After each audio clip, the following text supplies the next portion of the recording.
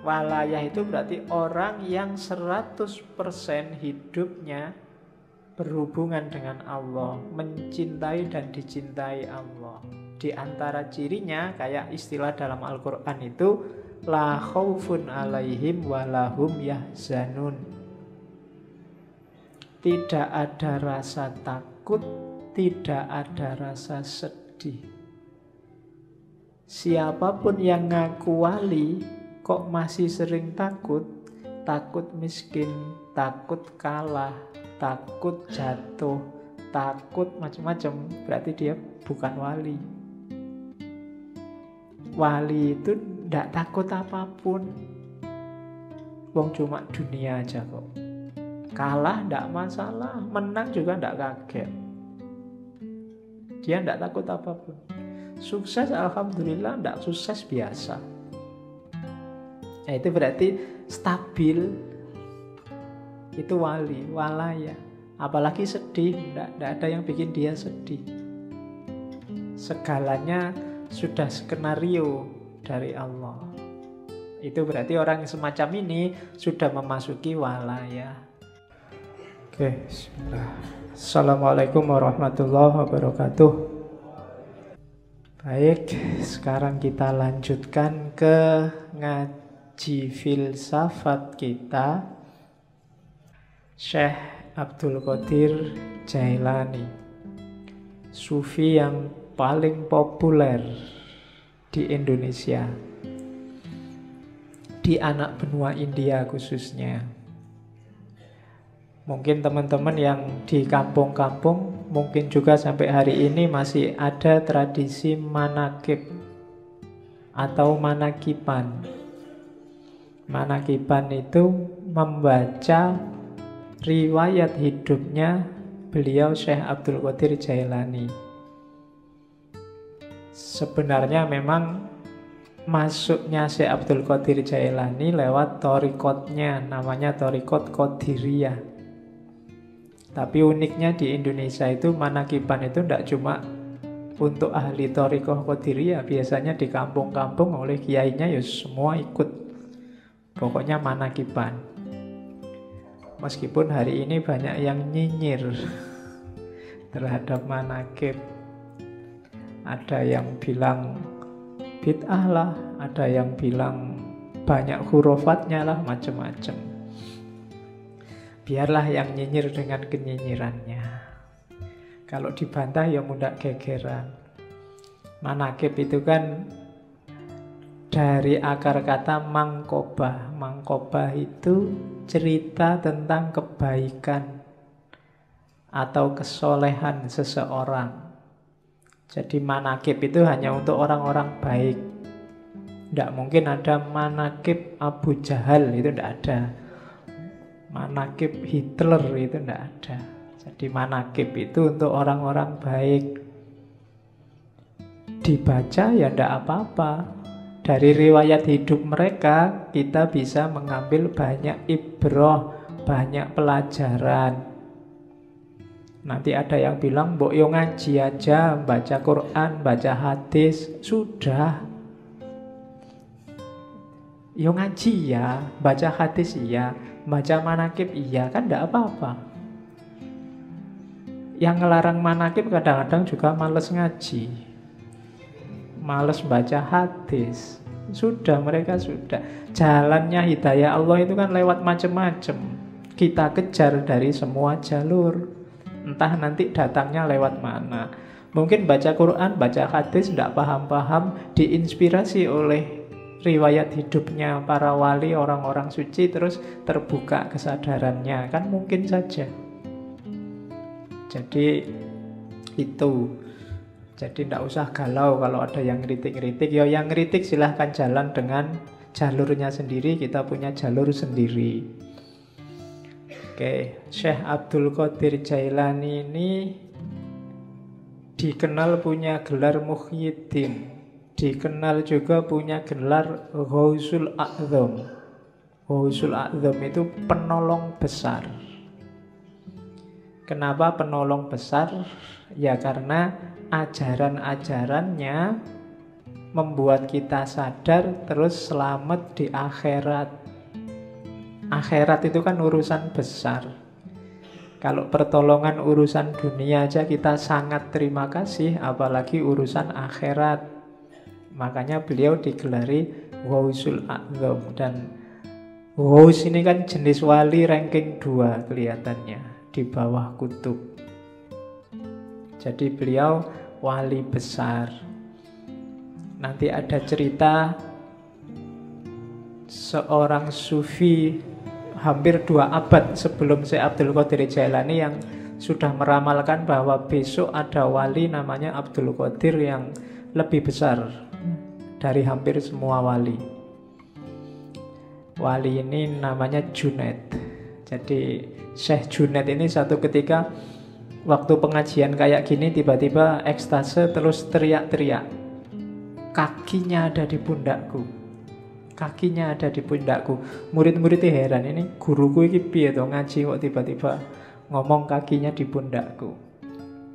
Ternyata setelah ditanya, apa tuh guru maksudnya? Oh enggak, tadi aku dapat penglihatan bahwa besok akan ada wali besar namanya Abdul Qadir. Dan kakinya ada di atas pundak semua wali. Nah, itu ceritanya Junaid. Dan beliau Syekh Abdul Qadir Jailani ini masih apa ya, kalau di Indonesia disebut Habib mungkin ya. Karena ayahnya keturunan Hasan, ibunya keturunan Husain. Jadi 2 jalur. Dia termasuk Hasaniyin dan Husainiyin. Oh itu wis berarti masuk Ahlul Bait. Ini Habibnya Habib berarti double. Ya, cuma enggak pakai gelar Habib ya, enggak pakai Habib Abdul Qadir, enggak. Dia pakai, orang menyebutnya Syekh. Syekh ini gelar universal. Di Arab semua orang tua juga akan dipanggil Syekh. Jadi tidak pamer kehabibannya, tapi aslinya sudah Habib. Sejak kecil dia dikenal sudah anak soleh. Tidak ada fase nakalnya. Jadi sudah baik sejak kecil. Kan ada cerita sangat terkenal waktu dia masih sangat muda, umur belasan tahun, pingin nyari ilmu ke Baghdad. Ibunya yang janda saat itu susah melepas anak ini, masih sangat kecil. Akhirnya terpaksa dititipkan kafilah, dikasih sangu uang 80 keping uang, ditaruh dijahit di bajunya.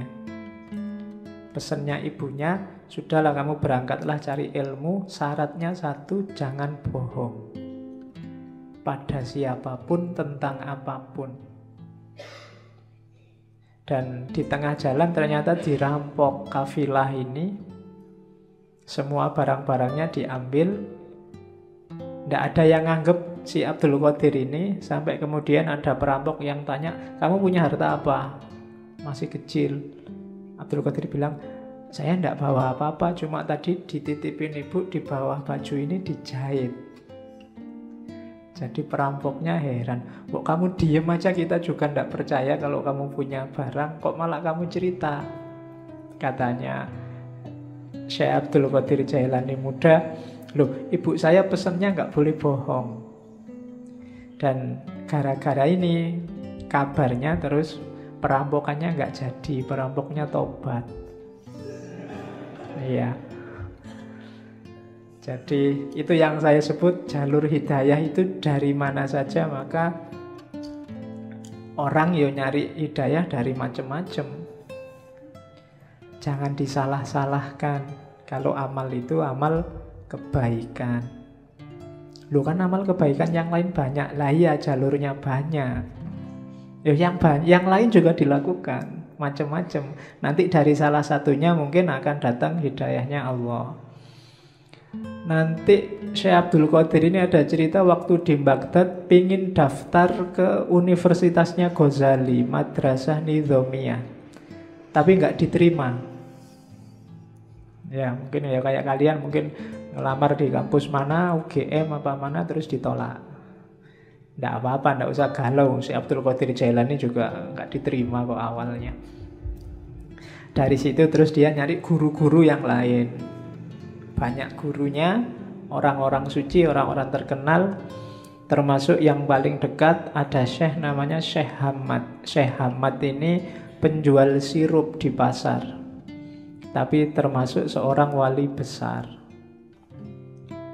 Dan nanti dari banyak wali inilah, dari banyak ulama, Syekh Abdul Qadir Jailani belajar. Awalnya sebenarnya dikenal juga sebagai ahli fikih, fuqaha. Tapi kemudian mengembangkan ilmunya dan masuk ke dunia tasawuf. Sampai kemudian dikenal sebagai guru besar. Ceritanya satu ketika, sebenarnya dia tidak pingin ceramah-ceramah, ngajar-ngajar itu. Tapi ceritanya Syekh Abdul Qadir sendiri, tiba-tiba ada dorongan kuat sekali dari dirinya untuk ngomong. Akhirnya kalau hari ini kultum lah dia, dengan audien paling ya orang sekitarnya, termasuk yang ada di masjid. Begitu dia ngomong ceramah, banyak orang yang terpengaruh. Besoknya masjidnya penuh, besoknya lagi luber sampai halaman, besoknya lagi sampai sealun-alun kota, besoknya lagi orang satu kota. Sampai ceritanya si Abdul Qadir kalau ceramah biar kelihatan naik ke menaranya masjid. Jadi ya karena audiennya orang Baghdad, orang soleh-soleh. Kalau di Indonesia ya susah.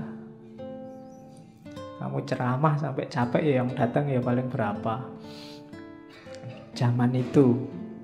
Dan beliau dikenal kemudian sebagai wali besar dengan segala cerita. Kalau di kitab-kitab manaqib itu kan banyak cerita-cerita karomahnya. Itu yang sering dikritik oleh orang yang tidak suka manaqib. Di situ banyak cerita yang tidak masuk akal. Ya jawabannya gampang lah, namanya aja karomah. Definisinya yang khawarikul adat mesti. Ya pasti tidak masuk akal. Kalau masuk akal namanya bukan karomah.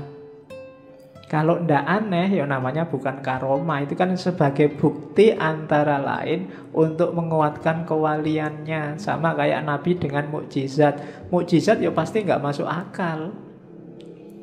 Untuk Nabi namanya mukjizat, untuk wali namanya karomah.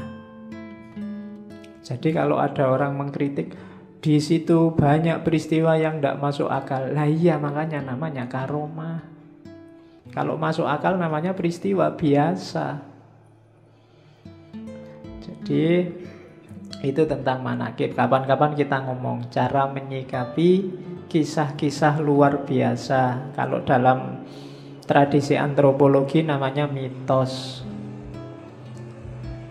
Ya kadang-kadang dipahami secara harafiah kayak karomah tadi, kadang memahaminya harus secara simbolik, kadang memahaminya harus secara eksistensial. Cuma ini kapan-kapan menjelaskannya karena frekuensinya beda. Malam ini frekuensinya frekuensi yang melampaui akal. Jadi kalau bahasanya Hussein Nasr namanya intelijensi. Intelijensi itu lebih dari sekedar akal dan panca indera. Dunia tasawuf itu tidak sekedar sampai akal. Kalau hanya sampai akal ya lahirnya kayak filsafat barat. Tapi melampaui itu. Melampaui itu bukan nggak pakai akal. Iya pakai akal tapi tidak sekedar akal. Alatnya tidak cuma akal. Intuisi juga main, insting juga main, naluri juga main, teks juga main, nas juga main. Jadi lebih kompleks. Itu yang terjadi di dunia tasawuf. Kalau dunia fikih fokusnya hanya teks. Kalau dunia filsafat fokusnya kebanyakan akal. Tapi di tasawuf semua dipakai. Itu yang bikin tasawuf agak rumit kalau dikaji. Oke. Syekh Abdul Qadir Jailani ini sebenarnya hobinya memang ilmu dan suluk. Cuma karena mengikuti sunnah Rasul ya beliau nikah juga. Nikahnya umur 51 tahun. Ya. Cuma nikah umur 51, nanti beliau meninggalnya umur 90. Nikah umur 51, istrinya langsung 4. Iyalah, lo kan levelnya wali mesti banyak yang mau lah. Nikahnya 4 dan nanti beliau punya anak 49. 20 laki-laki dan sisanya perempuan. Ya tinggal kamu hitunglah rata-rata berapa satu istri. Oke, berarti kan produktif kan? Ilmunya produktif, tasawufnya produktif. Ya. Dan hampir semua putra-putrinya jadi orang-orang besar di dunia tasawuf.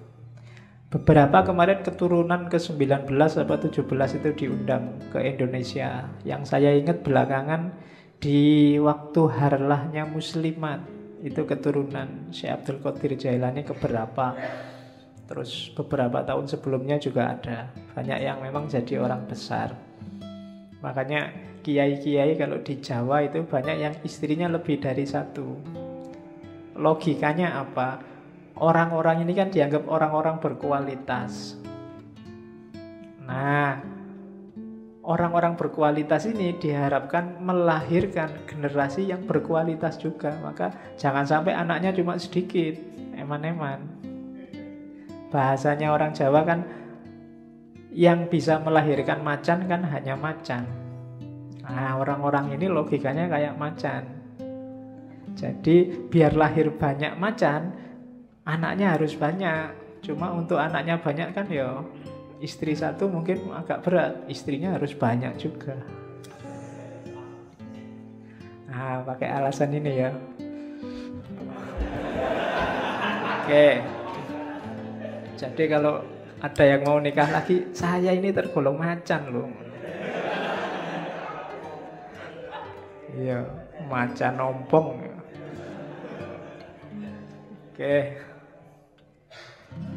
Jadi itu Syekh Abdul Qadir Jailani. Kitab-kitabnya yang paling terkenal 3, belum termasuk Sirrul Asror. Yang pertama Hunyah. Hunyah itu judul lengkapnya mungkin Al-Hunyatu fi Talibi Thoriqil Haqqi, apa-apa saya lupa. Tapi terkenalnya memang kitab Hunyah. Terus yang kedua Fathur Rabbani. Dan yang ketiga Futuhul Ghaib. Dan beberapa kitab-kitab kecil, risalah-risalah, termasuk Sirrul Asror. Sirrul Asror ini tipis kitabnya, bisa di-download langsung. Yang bahasa Arab, terjemahnya juga bisa di-download langsung. Tapi saya sangat rekomendasi jangan pakai terjemahan. Terjemahan saya lihat online itu ada beberapa kelihatannya pakai bahasa Melayu Malaysia. Bukan urusan bahasanya, cuma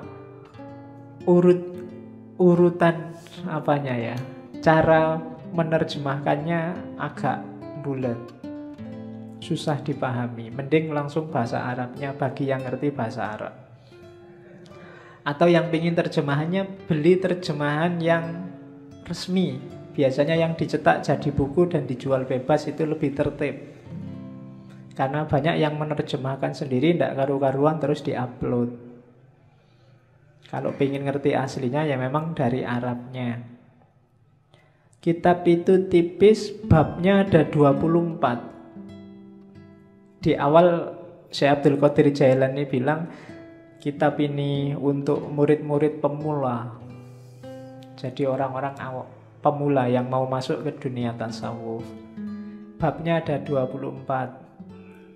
Alasannya kalimat syahadat la ilaha illallah Muhammadur Rasulullah itu hurufnya ada 24. Dan 1 jam sehari juga ada 24 jam. Jadi saya akan nulis 24 bab dalam kitab yang nanti diberi judul Sirrul Asror. Ya malam ini kita cuplik beberapa, tidak semua ya. Kalau semuanya nggak mungkin. Saya ambil beberapa sesuai tema kita tentang ibadah. Jadi yang nanti hampir semua penjelasannya tentang ibadah nanti double 2. Ada ibadah lahir, ada ibadah batin. Ini terjemahan saya. Kalau di naskah aslinya ada ibadah syariah, ada ibadah thariqah. Dan saya tidak akan jelaskan yang ibadah syariah. Kalian pasti sudah ngerti semua. Kita fokus ke yang ibadah batinnya. Meskipun dua-duanya saling terkait.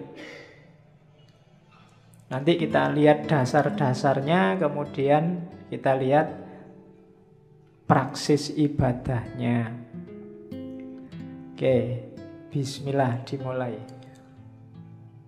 Saya potong yang bagian awal ya. Tidak apa-apa, sekali-sekali pakai bahasa Arab biar kayak ngaji beneran. Jadi itu kalimat di bab awal, pembukaan. Sebenarnya sebelum itu ada beberapa uraian tentang cahaya, bahwa segalanya memang awalnya adalah cahaya. Nanti ada penjelasan tentang Nur Muhammad, kedudukan ilmu dan lain sebagainya. Cuma saya loncati biar tidak terlalu panjang dan kelihatannya di beberapa bagian perlu penjelasan khusus. Kalau sambil lalu agak susah, maka saya potong di level jamaah ngaji kita. Kan levelnya masih pemula semua. Jadi kita ambil yang bagian-bagian awal dulu untuk pemula. Itu kalimat awal. Fal ilmul munazzalu alaina ilmani. Ilmu yang diturunkan oleh Allah pada kita itu ada dua jenis ilmu, dua jenis pengetahuan. Zahirun wa batinun. Ada ilmu lahir, ada ilmu batin. Yakni asyariah wal ma'rifah. Yang lahir namanya syariat, yang batin namanya ma'rifat. Fa'amrun bisyari'ati ala fa'amaro bisyari'ati ala zahirina wabil ma'rifati ala batinina. Maka Allah memerintahkan untuk melaksanakan syariat terhadap lahiriah kita, jasmaniyah kita, wabil ma'rifah ala batinina, dan memerintahkan untuk makrifat pada batin kita. Lian taja min ijtima'ihima ilmul haqiqah, supaya lahir dari persatuan syariat dan makrifat, yaitu ilmul haqiqah, pengetahuan tentang hakikat. Jadi ilmu itu dua, syariat dan makrifat, ilmu lahir dan ilmu batin. Yang syariah diperintahkan untuk lahir, yang makrifat diperintahkan untuk batin. Dua-duanya harus jalan. Jadi kalau ada orang bilang tasawuf itu anti syariat, berarti belum banyak membaca buku-buku tasawuf. Hampir semua sufi bilang makom itu, level dan suluk itu dimulai dari syariat. Cuma jangan berhenti di syariat. Syariat cuma lahirnya, butuh batinnya. Beliau menyebutnya makrifat. Jadi nanti kita lihat contohnya banyak nanti, bagaimana lahir sama batin. Hidup kita kan juga begitu. Lahirnya ini ngaji, cuma kalau batinnya nggak beres, ngajimu nggak ada nilainya. Ngaji cuma pingin nonton santri yang putri-putri misalnya, Itu kan nggak dapat apa-apa. Mumpung kelihatannya sekarang banyak putrinya berangkat. Loh beda kan, hasilnya beda. Kalau batinnya nggak beres, lahirnya juga nggak bernilai. Tiap hari apel nganter, tapi di dalamnya nggak ada rasa apa-apa. Itu kan nggak ada nilainya nganternya sama apelnya. Wong nggak ada senengnya itu. Awalnya kan batin dulu, baru ada manifestasi lahirnya. Apapun itu, kuliah, apalagi kerja, apalagi bahkan makan. Ini kan aspek-aspek lahiriah. Batinnya harus beres. Kuliahmu itu cari ilmu apa cari ijazah apa cari gelar?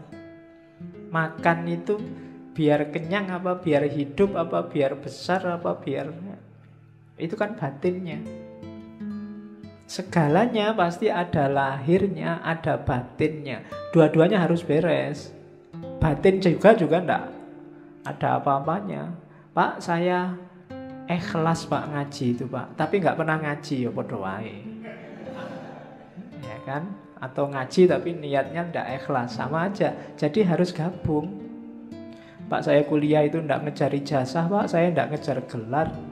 Pokoknya saya nyari ilmu aja. Makanya saya sampai semester 14 nggak lulus-lulus.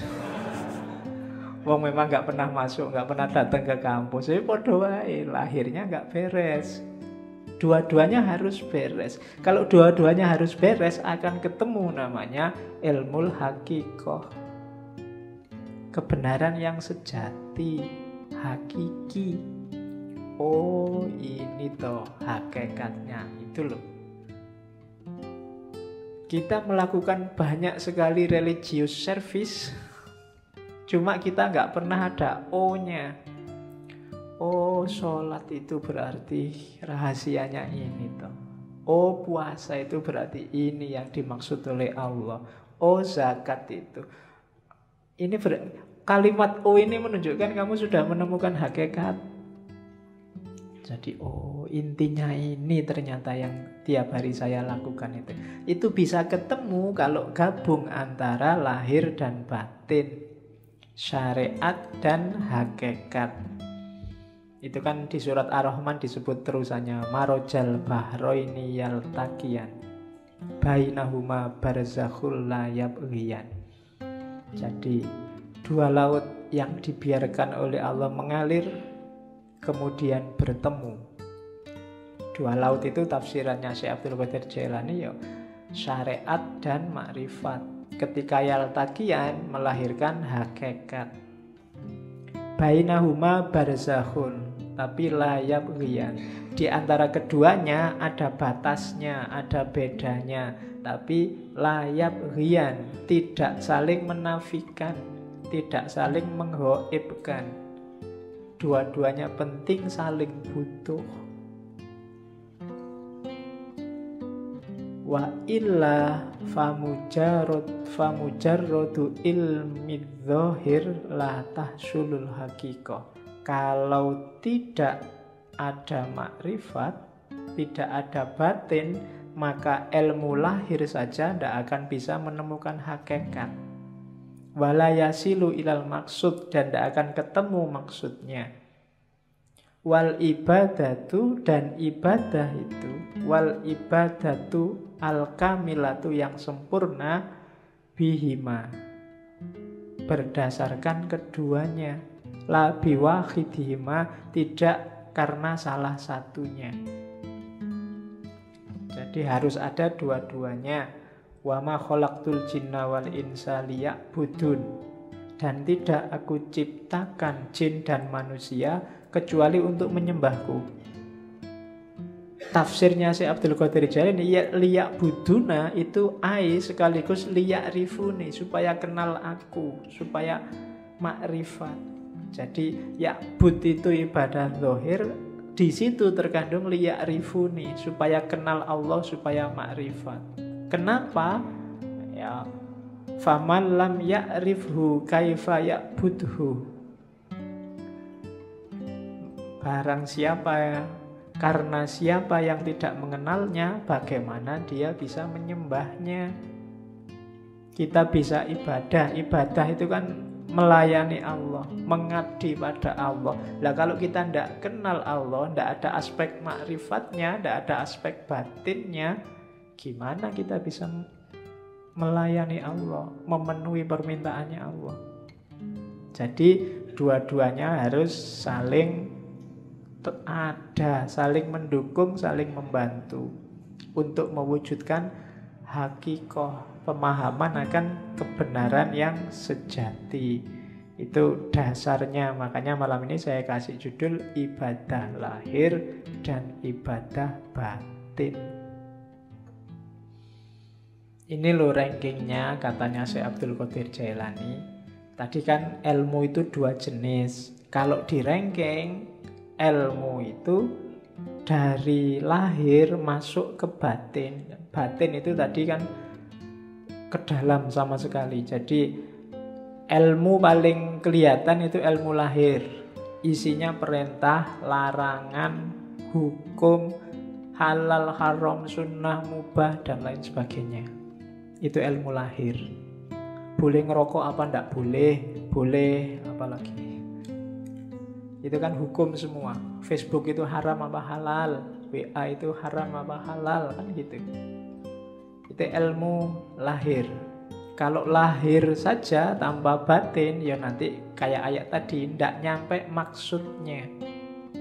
Hanya berlandaskan pada nas dan yang kelihatan saja. Itu yang bikin sering-sering ada fatwa aneh-aneh. Karena yang dilihat lahir saja.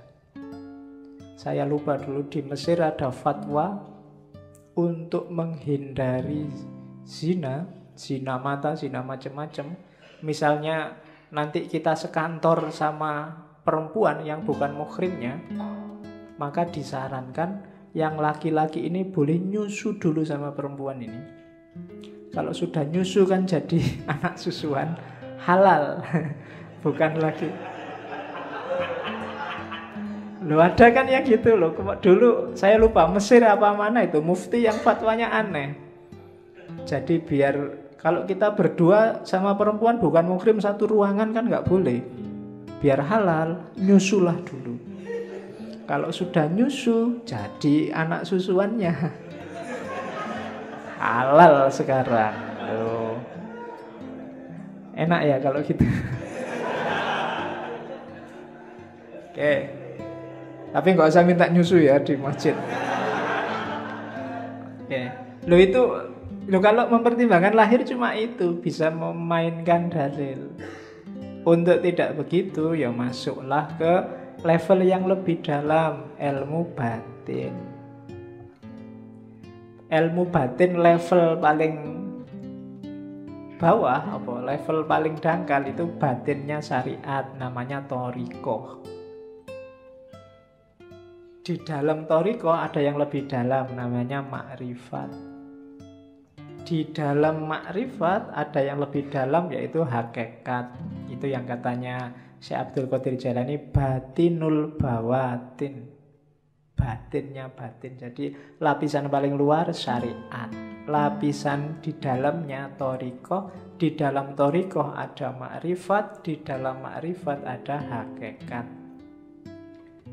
Jadi syariat itu perintah lahiriahnya. Perintah lahiriah ini pasti ada maksud dan tujuannya.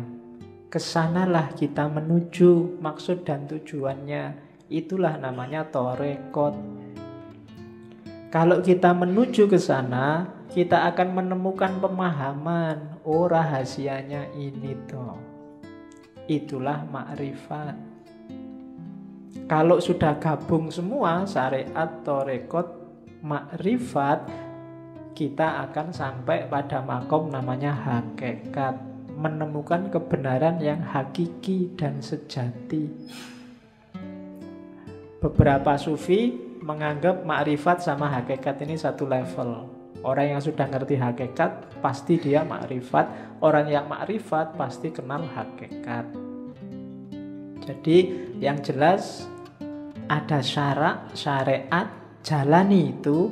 Kemudian kejar rahasianya, maksudnya jangan cuma kayak mesin ya, robot yang diprogram A terus jalan A, tapi pahami tujuannya. Gapailah tujuan itu, itulah namanya thoriqah. Cara menemukan tujuan dari syariat. Kalau sudah serius menjalani syariat melalui thoriqah, orang akan memahami rahasia-rahasianya, itulah ma'rifat. Dan kalau sudah ma'rifat berarti dia sudah paham hakikat kebenaran yang sejati. Itulah ilmu. Ilmu apapun sebenarnya levelnya ke situ, karena semua ilmu muaranya akhirnya harus pada Allah. Harus pada hakikat. Yang belajar fisika, matematika, biologi dan seterusnya harusnya membawa kepada Tuhan. Jadi ada level lahiriah ilmunya syariat, terus thoriqahnya. Jadi ilmu ini yang bisa membawa ke Allah pakai jalan apa? Itu namanya thoriqah. Kalau sudah menjalani itu akan memahami rahasianya sampai di namanya ma'rifat. Kalau sudah sampai ma'rifat, insya Allah disitulah ketemu hakikat. Di syariat, thoriqah, ma'rifah, hakikat. Di bawah itu ada hadis yang dikutip oleh Syekh Abdul Qadir Jailani, asy-syari'atu sajaratun. Syariah itu pohon. Wa thoriqatu ahsanuha, dan thoriqat itu dahannya. Wal ma'rifatu auraquha, makrifat itu daun-daunnya. Wal haqiqatu asmaruha, hakikat itu buahnya. Saya tidak tahu kalau bahasa Indonesia asmara itu jangan-jangan menyerap dari bahasa Arab asmar. Asmar itu buahnya banyak. Jadi asmara itu berarti buahnya banyak. Oke. Wal Qur'anu jami'un, ya bijami'iha, dan semua itu tentang syariat, thoriqat, ma'rifat, hakikat itu dikompilasi oleh Allah dalam Al-Qur'an. Bijami'iha, kita bisa menemukannya gimana? Bidalalah wal isyarah. Kalau bidalalah namanya tafsir, kalau wal isyarah namanya takwil. Ada yang bisa langsung dipahami dijadikan dalil, namanya tafsir. Ada yang sifatnya isyarat, harus pakai takwil dulu, baru ketemu rahasianya. Jadi ada ilmu lahir, ada ilmu batin, kemudian ada level dan rankingnya ilmu. Diawali syariat, terus thoriqat, terus makrifat, terus hakikat. Oke, sekarang kita lihat permis-permisnya. Berarti apa? Berarti ibadah itu dari syariat menuju hakikat. Berarti tugas kita di dunia itu yang pertama belajar tentang syariat, kemudian menjalani syariat, kemudian belajar tentang hakikat dan memahami hakikat, kemudian menjalankan hakikat lewat thoriqah tadi. Jadi dari syariat menuju hakikat. Jangan khawatir kalau ada yang ngomong sufi ndak sholat, sufi ndak puasa, itu hoax kalau hari ini. Ya, itu hoax. Oke. Itu saya potong beberapa kalimat yang bagus. Perbuatan yang baik mestilah dilakukan dengan cara yang benar. Kalimat ini bisa dipakai karena sekarang banyak orang yang melakukan perbuatan baik dengan cara yang tidak baik. Mengingatkan tapi menyakiti. Nah, itu melakukan perbuatan baik. Mengingatkan kan baik, tapi dengan cara yang tidak baik. Ngasih sedekah tapi pakai caci maki, nah itu juga perbuatan baik. Ngasih sedekah, jalannya bukan caci maki. Ngasih tahu tapi bentak-bentak, nah itu Banyak kita sering melakukan perbuatan baik tapi jalannya tidak baik. Ada juga yang kedua, berhati-hatilah dalam beramal agar amalan itu bukan untuk dipertontonkan atau diperdengarkan pada orang lain. Semua dilakukan karena Allah, hanya nyari ridhonya. Banyak sekarang orang yang pamer. Dan alhamdulillah media massa hari ini, medsos hari ini tuh mendukung kita untuk pamer. Ya kan? Ngapain dikit aja diposting, difoto. Baru nraktir temen nih, difoto ces. Terus semua ngasih jempol. Ya enggak tahu sih, mungkin mamerkan itu ya motifnya juga mungkin bukan pamer, tapi ya wujudnya pamer itu. Untuk dipertontonkan atau diperdengarkan. Diperdengarkan itu ya kadang sok-sok kita akan cerita, kok kemarin nggak masuk. Wah, mohon maaf ya Pak, saya itu banyak acara Pak. Hari kemarin itu saya diundang ke sana. Kemarin ya, itu memperdengarkan. Mempertontonkan atau memperdengarkan bahwa kamu orang baik, bahwa kamu orang hebat, bahwa kamu melakukan hal-hal yang terpuji dan seterusnya.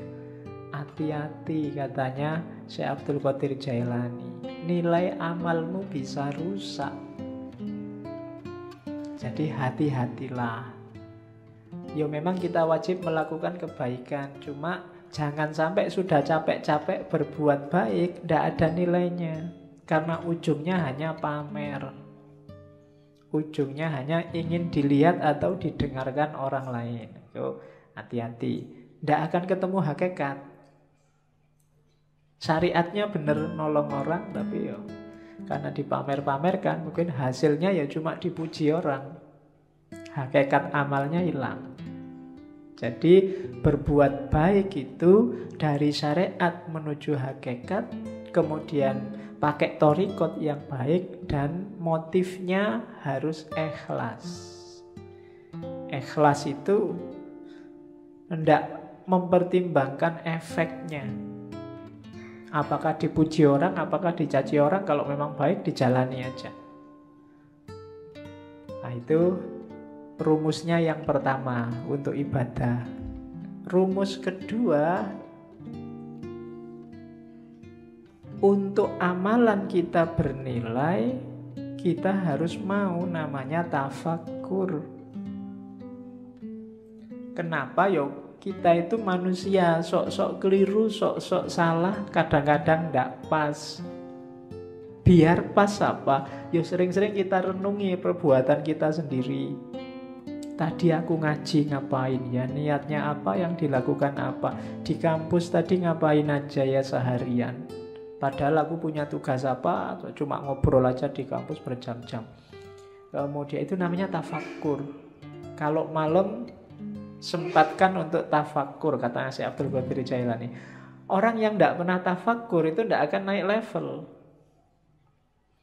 Kamu diceramai tiap hari, itu tidak ada gunanya kalau isinya ceramah tidak nyambung sama hidupmu sehari-hari. Untuk bisa nyambung apa? Tafakkur. Tafakkur itu kayak sistem itu mencocokkan kompatibilitasnya biar nyambung. Untuk hidupmu, misalnya tadi nasihatnya Syekh Abdul Qadir Jailani, jangan amal untuk pamer. Nah, itu kan kamu nyocokkan sama hidupmu. Kira-kira selama ini aku pernah pamer enggak ya? Pamer di mana ya? Motifnya memang pamer atau sebenarnya itu bukan pamer? Itu cuma tahadus bin nikmah. Wah, misalnya kamu kan sering begitu, menceritakan kenikmatan, atau itu cuma alibi aja, janjinya ya pamer. Atau loh, itu namanya tafakkur. Kamu mikir dirimu sendiri, peduli amat orang komentar apa, tapi sebenarnya itu tafakkur namanya. Dan orang berilmu yang suka tafakkur ini kan nilainya di banyak hadis disebut lebih tinggi daripada ibadah. Di situ kalau di Syekh Abdul Qadir Jailani ada 3 jenis tafakkur. Yang pertama apa? Merenungi sesuatu dan mencari sebabnya, mencari bagian-bagiannya, sampai kemudian ketemu Allah. Aku bisa begini itu karena siapa ya? ada peristiwa itu ditelusuri asal-usulnya. Ya sih, semuanya memang skenarionya Allah. Tafakur yang semacam ini kayak ibadah 1 tahun, katanya Syekh Abdul Qadir Jailani. Yang kedua, merenungi perbuatannya, terus mencari akarnya. Dayaku dari mana, apa saja yang aku lakukan, cocok apa enggak sama kehendaknya Allah, dan seterusnya. Nah, merenung semacam ini nilainya lebih dari 70 tahun ibadah. Padahal umur kita berapa tahun? Paling 70 tahun pas, itu kayak seumur hidup ibadah terus. Yang ketiga, merenungi hikmah kebijaksanaan ilahi dalam segala hal, bahwa apapun yang ditetapkan oleh Allah, di situ ada ilmu, ada pelajaran, ada kebaikan. Jadi renungi segala peristiwa dan temukan hikmahnya. Ini bernilai lebih dari 1000 tahun ibadah. Cuma ya jangan dihitung besarannya ya, karena kamu itu sering pakai kalkulator. Iya, wah sudah 70 tahun ibadah toh Pak. Santai Pak, berarti aku bisa ngapain aja sekarang, kan aku sudah tafakur, kan mesti gitu. Itu sebenarnya itu simbolik, isyarat dari Syekh Abdul Qadir Jailani bahwa itu loh besarnya pahala orang tafakur. Ada yang biasa, ada yang super, ada yang istimewa kayak martabak itu. Jadi ada yang level biasa pahalanya 70, ada yang pahalanya 1 tahun, ada yang pahalanya 100 dan 1000, malahan itu 1000 tahun loh. Itu tafakur, maksudnya keutamaannya. Jangan dihitung matematikanya. Itu nanti jangan-jangan kamu korupsi, Pak. Saya korupsi 1 juta. Yang 1 juta ini tak sodakohkan 100.000. Kan nanti dapat pahala 70.000 lipat. 70.000 kali 100.000, nah, hasilnya kan lumayan 70 juta. Dosanya sama pahalanya kan nanti menang pahalanya Pak. Berarti impas kita Pak kan. Ya, itu namanya matematika. Itu yang bikin kadang-kadang para koruptor itu habis korupsi terus umroh. Ya kan? Sebelum korupsi umroh, setelah korupsi umroh. Kenapa? Karena perbuatan di antara 2 umroh ini diampuni 100%. Ya itu kamu sedang main matematika sama Gusti Allah. Emangnya Gusti Allah deso, nggak ngerti kalau buat abusi. Jadi itu tafakur dasarnya. Jadi ibadah, yo kamu jangan, Pak saya sudah bisa sholat kok Pak. Enggak, harus tafakur lagi. Sholatku sudah bener apa enggak? Kualitas sholatku zaman aliyah sama sekarang kira-kira semakin naik apa semakin drastis turunnya. Nah itu kan tafakur yang bisa. Ya dulu saya sholat itu lama loh, sekarang kok bisa cepet ya. Oh itu tafakur yang bisa. Kamu mikir, ini gara-gara aku semakin pinter, apa gara-gara cepet itu waktuku mepet, sibuk terus, apa gara-gara itu tafakur. Kadang-kadang kan memang semakin pinter orang sholatnya semakin cepet. Ilmunya banyak masalahnya. Dia ngerti sela-selanya mana yang cuma sunnah, mana yang mubah, mana yang wajib. Karena sholat itu kalau diambil wajib-wajibnya saja, paling takbiratul ihram, fatihah, ruku, bahkan bacaannya aja kan sunnah. Yang penting ruku, terus sujud, cepet. Jadi nggak sampai 2 menit 4 rakaat selesai. Apalagi diambil wajib. Apalagi fatihahmu kan sering agak di-skip gitu kan. Tambah cepet ini. Ya kayak kamu nyetel video itu di fast forward, ada yang level 2, level 3 tambah cepet gitu. Untuk memperbaiki yang gini-gini ini kita butuh tafakur. Orang yang tidak mau menafakuri dirinya, kualitas hidupnya tidak akan naik. Yo gitu-gitu aja terus. Maka tafakur penting. Jadi rumus kedua sebelum ibadah, Kita harus menetapi tafakkur. Yang ketiga, fokusnya ibadah apa? Cinta ilahiyah. Cuma sebanyak apapun ibadah, kalau nggak sampai di terminal yang namanya cinta ilahi, itu biasanya cuma dapat capeknya. Untuk cinta ilahi apa? Rumusnya katanya, yo pelan-pelan, katanya si Abdul Qadir Jailani. Yo ndak ujuk-ujuk kamu terus jadi wali, terus dapat karomah gitu, ndak iso. Jadi pelan-pelan. Yang pertama apa? Diperangi dulu nafsu hewaninya. Nafsu hewaninya itu biasanya nafsu yang sebabnya kita sendiri, hasrat, keinginan, dan seterusnya. Rakus, tidur berlebihan, malas, itu musuh paling besar dalam dirimu. Kalahkan ini dulu. Kalau mengalahkan dirimu sendiri aja tidak bisa, jangan harap dapat cinta ilahiyah. Kalau ini sudah menang kamu dari dirimu sendiri, rakus, malas, sudah menang, jadi sudah hilang kualitas, baru kalahkan sifat sabu'iyah. Sabu'iyah itu sifat kebuasan. Biasanya keluar, kalau itu tadi kan ke dalam. Marah, mencaci maki orang, bikin susah orang lain, ambisi menjatuhkan orang lain, itu sifat hewan buas. Kalahkan juga yang ini. Cuma ini nggak akan bisa dikalahkan kalau sebelum diri kita sendiri kalah. Kita taklukkan, kita kuasai. Jadi rakus, tidur, males, taklukkan itu. Setelah itu taklukkan yang hubungannya sama di luar dirimu.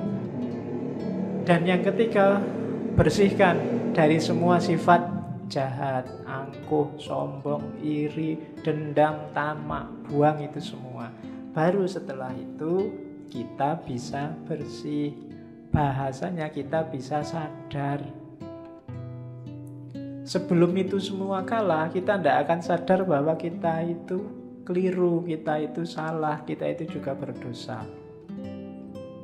Cuma sadar saja masih belum cukup.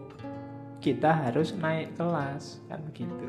Kalau dalam sufi ada taholli, bersihkan dirimu, terus tahalli, isilah dengan yang bagus-bagus, akan mengalami yang ketiga tajalli, menemukan hakikat tadi.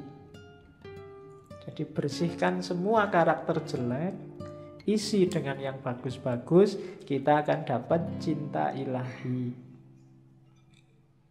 Kalau dibersihkan saja, nggak diisi yang bagus-bagus, ya levelnya masih belum. Jadi masih hanya bersih dari dosa. Oke, jadi setelah itu, setelah bersih, baru naik tangga menuju hakikat tadi. Dari situ akan dapat namanya cinta ilahiyah. Cinta ilahiyah itu kita jatuh cinta pada Allah, dan Allah juga jatuh cinta pada kita. Saling mencintai. Hari ini masih belum, hanya Allah saja yang jatuh cinta pada kita. Kita belum mencintai Allah. Berpuluh-puluh tahun kita jual mahal sama Allah, padahal apa-apa yang ngasih Allah. Itu kan kayak kamu pacaran, sudah ditraktir tiap hari, diantar jemput tiap hari, masih aja jual mahal.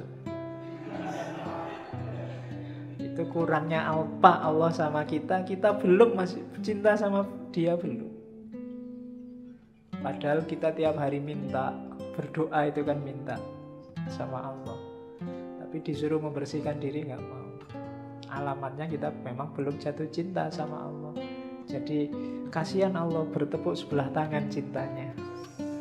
Karena kamu cuekin dia. Untung Allah itu cintanya sejati sama kita.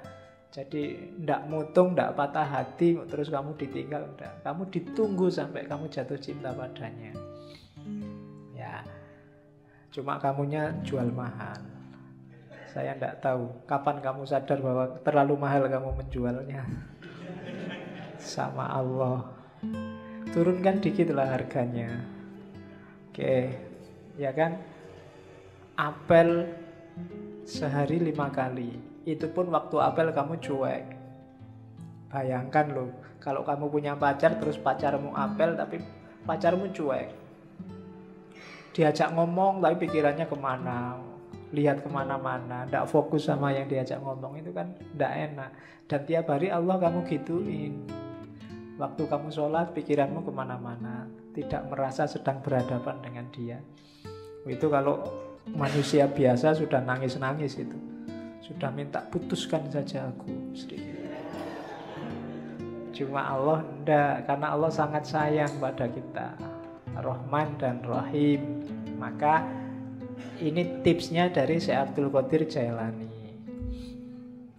Terus setelah itu rumusnya apa?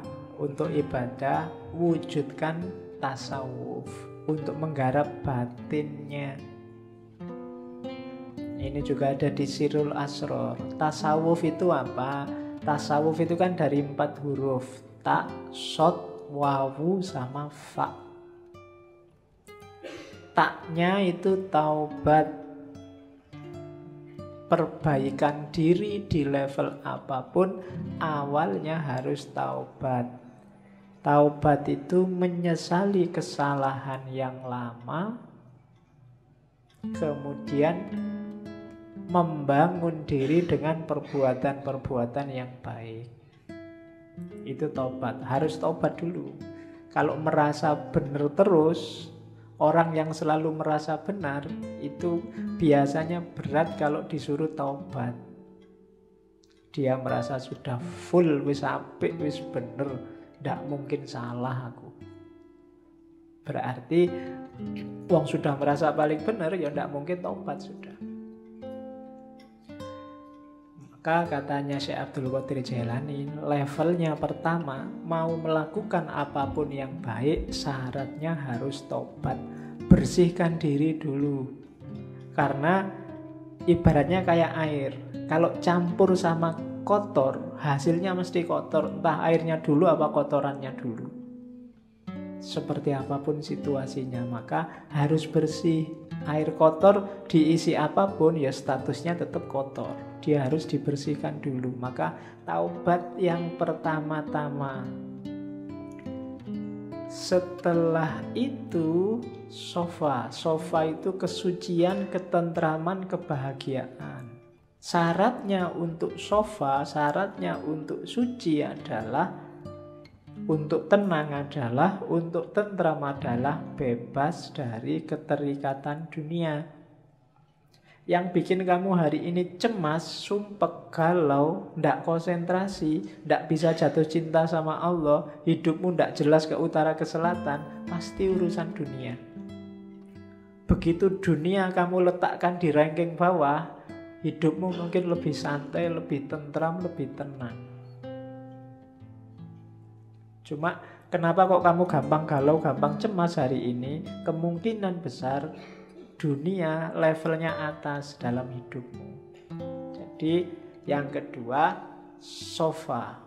Yang ketiga, kalau sudah taubat dan suci, sudah nggak terikat lagi oleh dunia, masuklah ke huruf wawu, walayah, kewalian.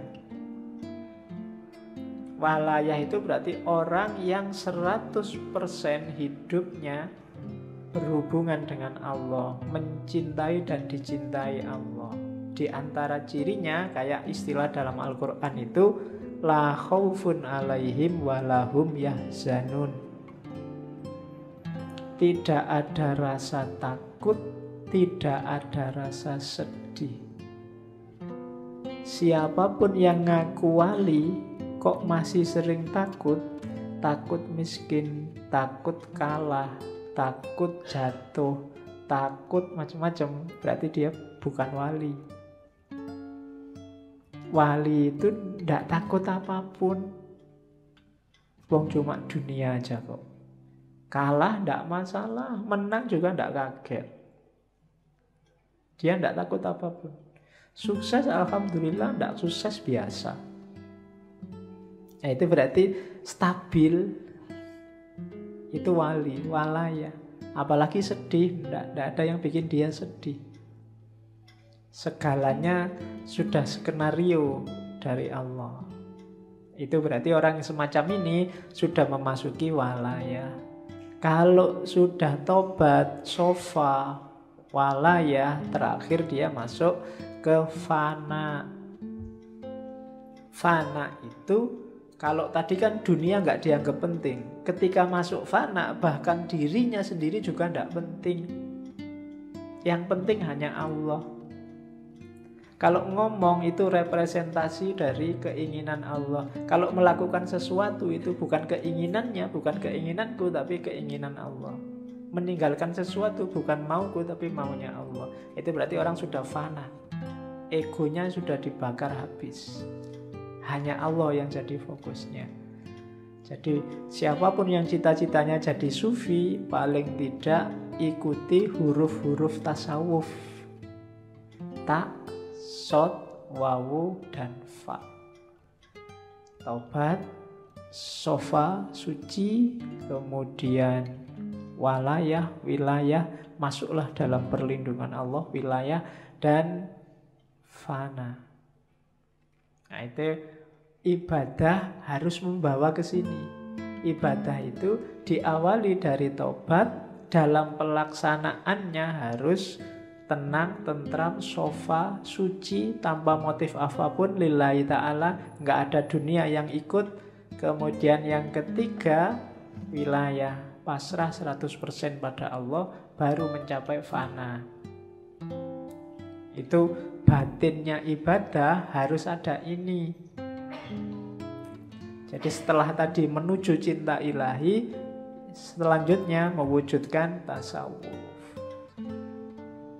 Kemudian ibadah juga penting untuk menemukan cahaya. Tadi saya bilang di awal-awal banyak dibahas tentang cahaya Nur Muhammad, hakikat Muhammadiyah.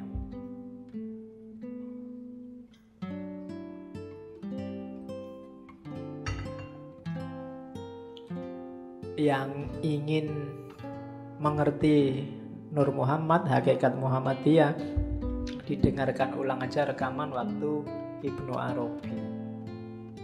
Di semua sesinya, di ngaji sebelumnya banyak sudah ngomong itu.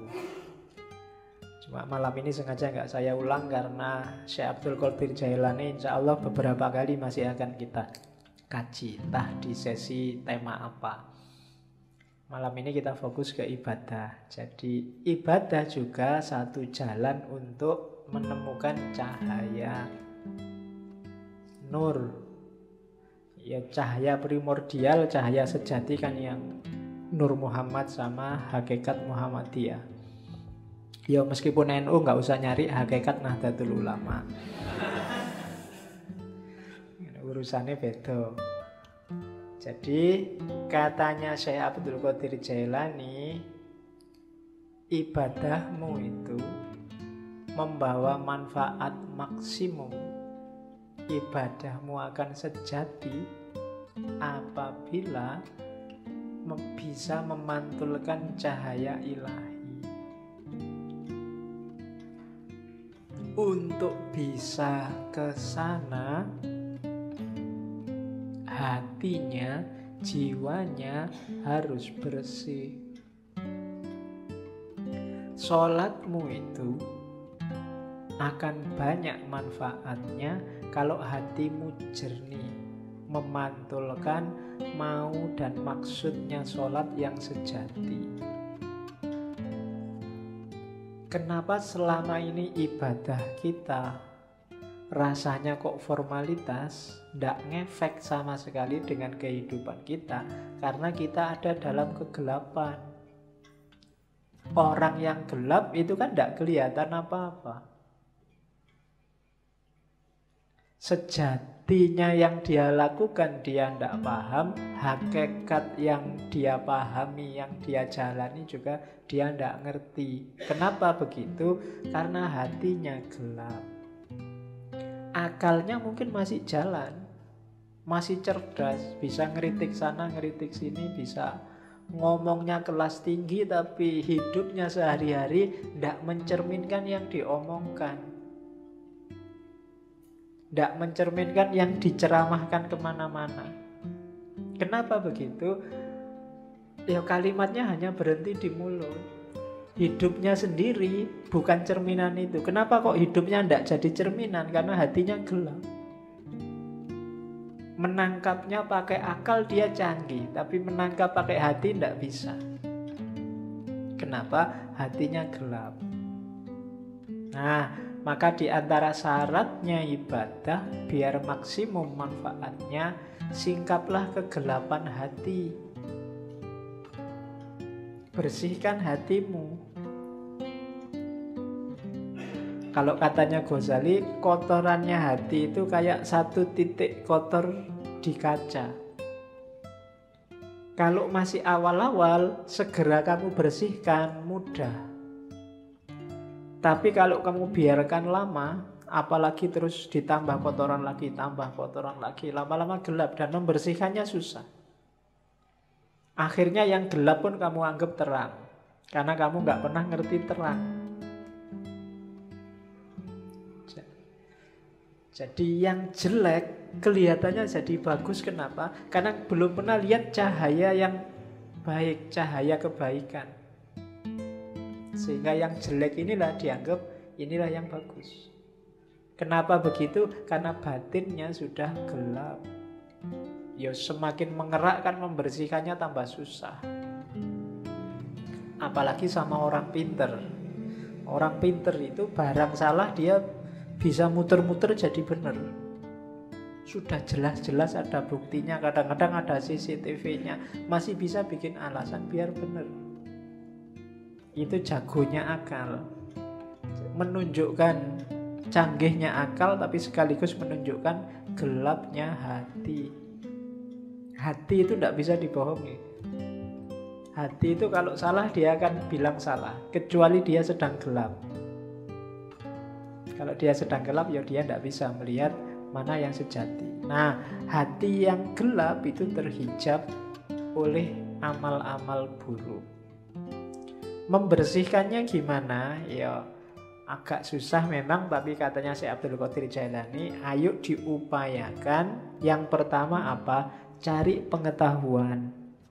Ilmunya harus banyak dulu. Ilmu apa? Ya yang berhubungan dengan pembersihan batin tadi. Cari ilmunya dulu, jangan ngawur. Nanti membersihkan hati pakai paranormal, membersihkan hati pakai apa? Nggak. Pengetahuan dulu, cari ilmunya dulu. Kalau sudah dapat ilmu, diamalkan ilmunya dengan usaha, dengan keberanian. Tidak ada gunanya ilmunya numpuk, ngaji sampai sesi 140 sekian, tapi tidak ada satupun yang diamalkan. Hidupmu tidak naik-naik kualitasnya.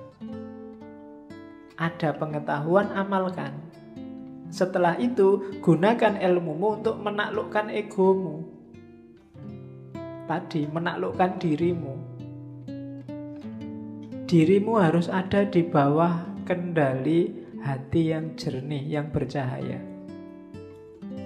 Akalmu jadikan pendukungnya. Akal ini bisa dibawa ke utara, bisa dibawa ke selatan.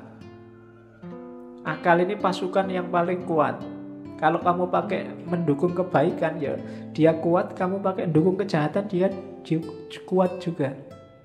Anggota DPR itu orang pinter-pinter semua. Dan akalnya bisa kompak untuk mendukung sesuatu yang jane ya wis kelihatan keliru, tapi bisa dibikin argumen macam-macam seolah-olah benar. Itu akal.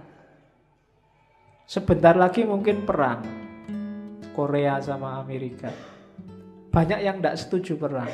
Antara yang setuju perang dan yang tidak setuju perang punya argumen semua, masuk akal semua.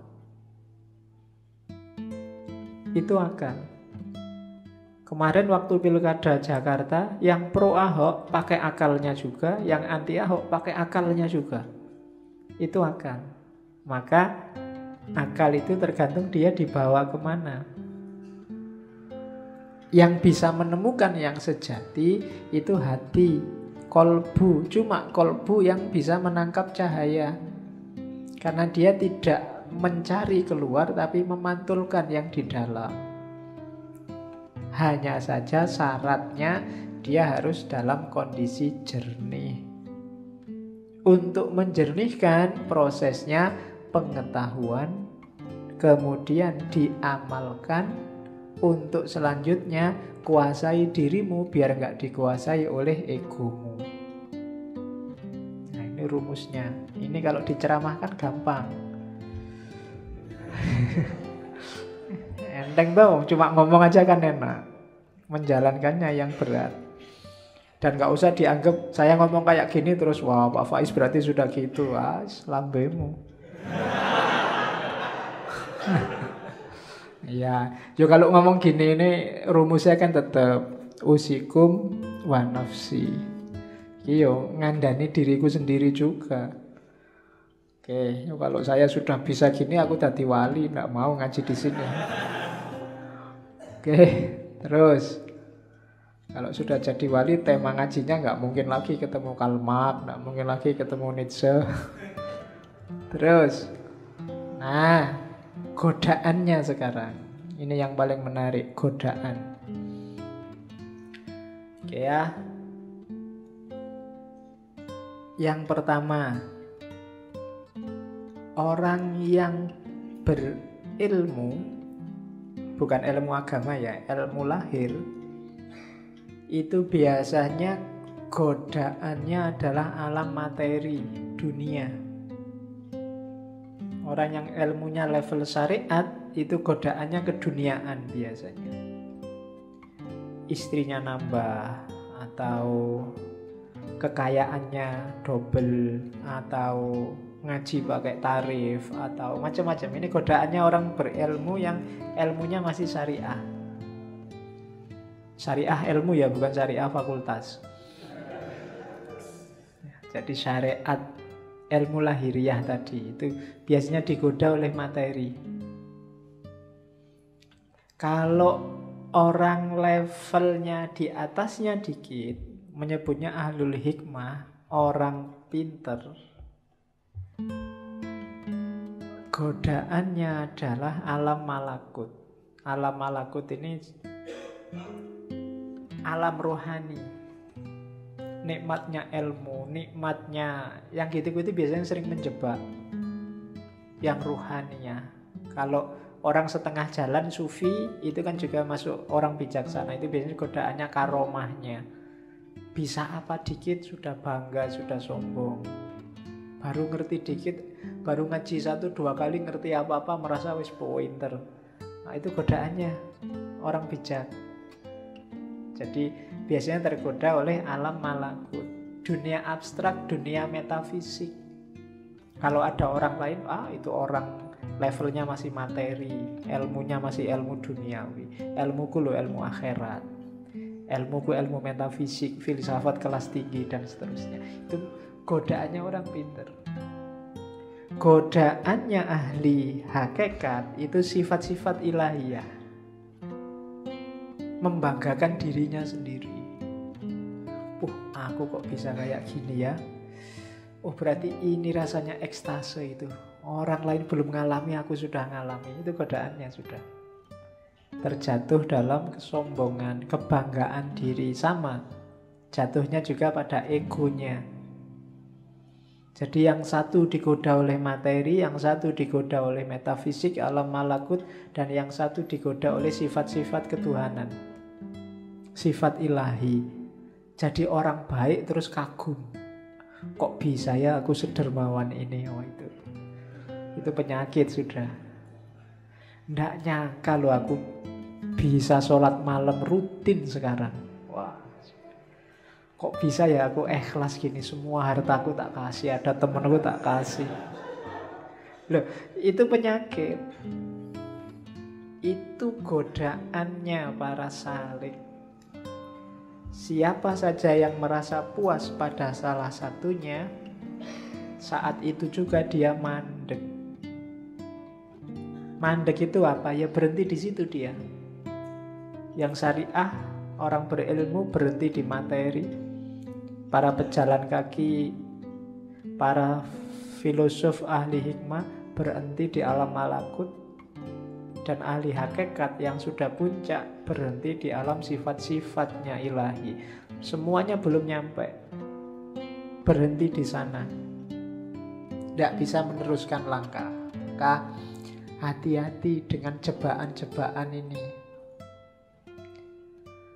Kalau kita sedang di tengah jalan sekarang, hati-hati. Saya tidak tahu kita ada di level mana. Jangan-jangan level yang paling bawah juga belum. Godaannya lebih dahsyat lagi. Berilmu aja belum, itu sudah godaan macam-macam. Semuanya hampir jadi godaannya. Ya kan? Jadi hati-hati para pejalan, itu godaanmu. Kalau kamu tergoda, berarti kamu mandek, tidak mendekat lagi sama Allah. Berhenti di situ. Baru melakukan suluk sebentar terus merasa, wah, Allah itu selalu nolong aku. Ada apa-apa dikit, selamat aku. Ada polisi mau razia itu loh, selamat, tak bacain sholawat aja polisinya nggak lihat aku. Ya kan? Sering kan kayak gitu kamu. Itu godaan, itu jebakan. Biasanya orang yang sudah merasa, wah Allah itu berarti masih sayang padaku, jadi aku selamat terus, berarti dia mandek. Bandingkan dengan orang belum. Saya ragu-ragu ini, Allah sayang bener apa enggak ya padaku. Jangan-jangan aku selamat dari polisi ini ujian. Wong aku itu jelas-jelas salah loh. Kok sama Allah dibiarin gak ada hukuman, gak dicegat polisi. Nah, itu orang yang waspada. Ya biarkan toh ketangkep polisi, paling bayar. Bayar itu kan punya uang. Kalau gak punya uang kan ya sudah, paling sidang. Sidang kan juga ada hukuman. Hukuman kan ya tergantung. Wong orang bayar itu kan kalau punya uang. Kalau gak punya uang kan ya sudah, gak bisa bayar. Oke, paling utang. Nanti di penjara Pak, makan gratis lumayan. Oke, itu godaannya para pejalan. Terus, nah, jadi ini godaan yang besar biasanya. Banyak orang terjebak juga di sini, berlindung di balik takdir. Sudah takdirnya Pak. Mbok sampean itu sekali-sekali lah sholat duha, sholat tahajud, nunggu hidayah Pak. Kalau Allah belum ngasih hidayah ya belum. Itu namanya berlindung di balik takdir. Wah ya memang waktunya Pak. Kok sampean nggak lulus-lulus Mas? Sudah semester 14. Ayo berarti takdirnya Pak. Nah itu berlindung di balik takdir. Katanya Syekh Abdul Qadir Jailani, tidak boleh berlindung di balik takdir. Berlindung di balik takdir itu kan bahasa kasarnya mengkambing hitamkan Allah. Seolah-olah Allah pingin kamu nggak lulus-lulus. Seolah-olah Allah pingin kamu males sholat. Seolah-olah Allah pingin kamu kacau hidupmu. Itu namanya berlindung di balik takdir. Sama-sama dapat takdir jelek, katanya Syekh Abdul Qadir Jailani. Coba lihat bedanya antara iblis sama Adam. Dua-duanya dapat takdir jelek. Yang satu dijadikan musuhnya manusia sampai hari kiamat, yang satu diturunkan derajatnya dari surga ke bumi. Kalau iblis, itu ceritanya Syekh Abdul Qadir Jailani. Waktu ditanya, kenapa sih kok nggak mau sujud pada Adam yang bikin Allah murka? Katanya iblis, itu kan takdirnya Allah. Kalau saya sujud juga nanti Adam nggak jadi turun ke muka bumi. Ceritanya beda nanti. Itu kan cuma drama misalnya. Nggak, jawaban ini nggak bikin Allah nggak berkenan. Beda sama Adam. Adam itu mungkin ya ngerti sudah skenarionya, dia wong jadi makhluk jailun fil ardi khalifah, berarti besok mau ke bumi. Tapi kan pakai skenario makan buah kulti segala, bahwa Adam salah sehingga diturunkan derajatnya. Tiap hari yang dilakukan Adam kan terus nangis dan tobat, sampai kabarnya sekian tahun baru diampuni oleh Allah. Itu kan doanya yang terkenal itu kan, Robbana dzolamna anfusana wa illam taghfir lana. Jadi ya Allah, aku menzolimi diriku sendiri. Jadi meskipun itu kan ya takdirnya Allah, tapi gara-gara aku tidak menuruti perintahmu, itu kan menzalimi diriku sendiri. Wa ilang taghfir lana wa tarhamna lanakunanna minal khasirin. Kalau tidak engkau ampuni, tidak engkau rahmati, ya pasti aku rugi. Jadi kalau sama Adam, Allah jadinya sayang. Tapi kalau sama iblis, sama-sama skenario-nya Allah, Allah jadi murka. Iblis pakai alasan takdir. Maka jangan pakai alasan takdir. Jangan mengkambing hitamkan Allah. Wong padune kamu sendiri yang males. Padune kamu sendiri yang pengen seneng-seneng, tidak mau susah. Tapi terus alasannya takdir. Oke, ini juga jebakan bagi ahli ibadah. Terus baru masuk ibadahnya sekarang. Sudah panjang ya. Lah namanya sak kitab. Yang pertama syahadat.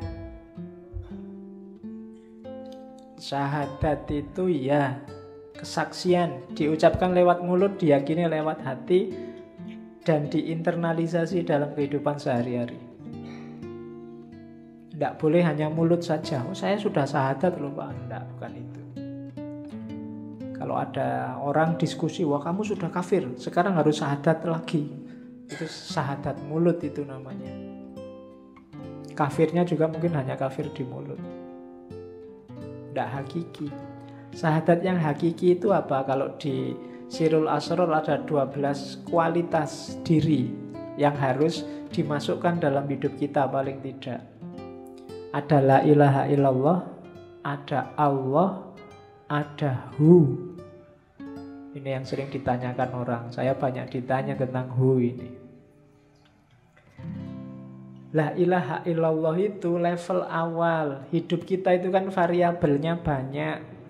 Level takholli itu la ilaha illallah. Buang semua, sisakan Allah saja. Kalau kita sudah sukses dengan membuang segala yang bukan Allah, baru masukkan Allah. Makanya wiridnya Allah, Allah, Allah. Kalau level Allah kita semakin naik, kesadaran kita semakin tinggi. Kalau masih Allah itu kan seolah-olah ada makhluk di dunia ini, terus ada Allah di sana yang namanya tiap hari kita sebut. Tapi begitu kita sadar bahwa ya semua yang ada di alam semesta ini manifestasi tajalli dari keberadaan Allah, akhirnya tinggal Hu. Hu itu dia. Bahasa Arab dari huwa. Di mana-mana ada dia. Maka wiridnya tinggal Hu. Itu juga masih berjarak, nanti pada puncaknya sudah tidak ada kalimat lagi. Jadi ada Allah, awalnya la ilaha illallah, terus Allah, terus huwa, dia. Terus kualitas-kualitas yang lain yang harus kita hidupkan dalam kehidupan sehari-hari. Yang pertama al-haqqu. Kita harus, Allah itu maha kebenaran, dan kita harus menghidupkan kebenaran dalam hidup kita. Orang yang hidupnya memilih jalur bukan jalur kebenaran, berarti dia keluar dari syahadat. Keluar dari kesaksiannya bahwa satu-satunya yang layak disembah hanya Allah. Yang kedua hayyun, maha hidup. Hiduplah sebagai manusia dengan segala tanggung jawab tugasmu sebagai abdun dan khalifah. Qayyum, maha tegak, maha berdiri. Qahar, maha menaklukkan. Fattah, Fattah itu pembuka. Wahhab, maha memberi. Ini kuat dalam hidup kita sehari-hari. Dasarilah dengan ini. Yakinlah bahwa apapun yang kita peroleh di dunia diberikan oleh Allah. Apapun masalah kita, Allah yang ngasih solusi. Ya Fattah. Apapun yang kita alami dan kita lakukan dalam hidup kita, itu Allah lah yang menentukan. Namanya Qahar. Dan apapun yang terjadi, Allah yang mewujudkan. Qayyum. Ini prinsip-prinsip yang kita jalani setiap hari. Kalau kita yakin ada orang lain yang bantu kita mewujudkan keinginan kita, bukan Allah, berarti menyalahi syahadat dan seterusnya. Dan yang tiga yang terakhir itu wahid, ahad, somad. Wahid itu yang nomor satu, ahad itu yang satu-satunya, tunggal. Kalau wahid dalam hidup kita, Allah harus nomor satu. Urusan apapun tidak boleh mengalahkan urusannya Allah. Itu berarti wahid. Kalau wahid nanti ada isnen, ada salasa. Nah, Allah harus selalu number wahid, selalu nomor satu. Ngaji apa jalan-jalan? Kira-kira yang lebih disukai Allah yang mana? Oh, lebih disukai ngaji. Aku milih ngaji. Itu berarti wahid. Allah kita nomor satukan. Cari pacar dulu apa kuliah? Nah, yang diridhoi Allah. Yang sunnah itu nyari istri, Pak. Jadi saya nyari pacar dulu. Allah lebih suka kita punya anak banyak misalnya. Pokoknya cari prinsip yang menomorsatukan Allah dalam hidup. Yang kedua ahad.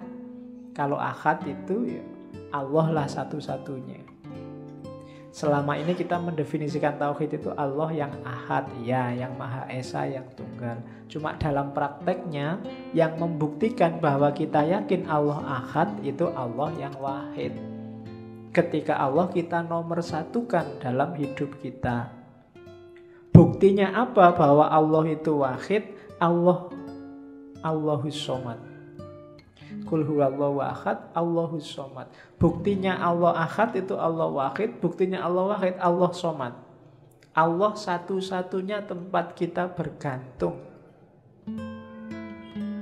Jadi satu-satunya tempat kita bersandar itu Allah. Itu baru kita syahadat beneran. Kita tidak menggantungkan diri pada ijazah, pada IP, pada gelar, pada uang, pada jabatan, pada pekerjaan. Allah saja tempat kita bersandar, itu berarti Allahus somad.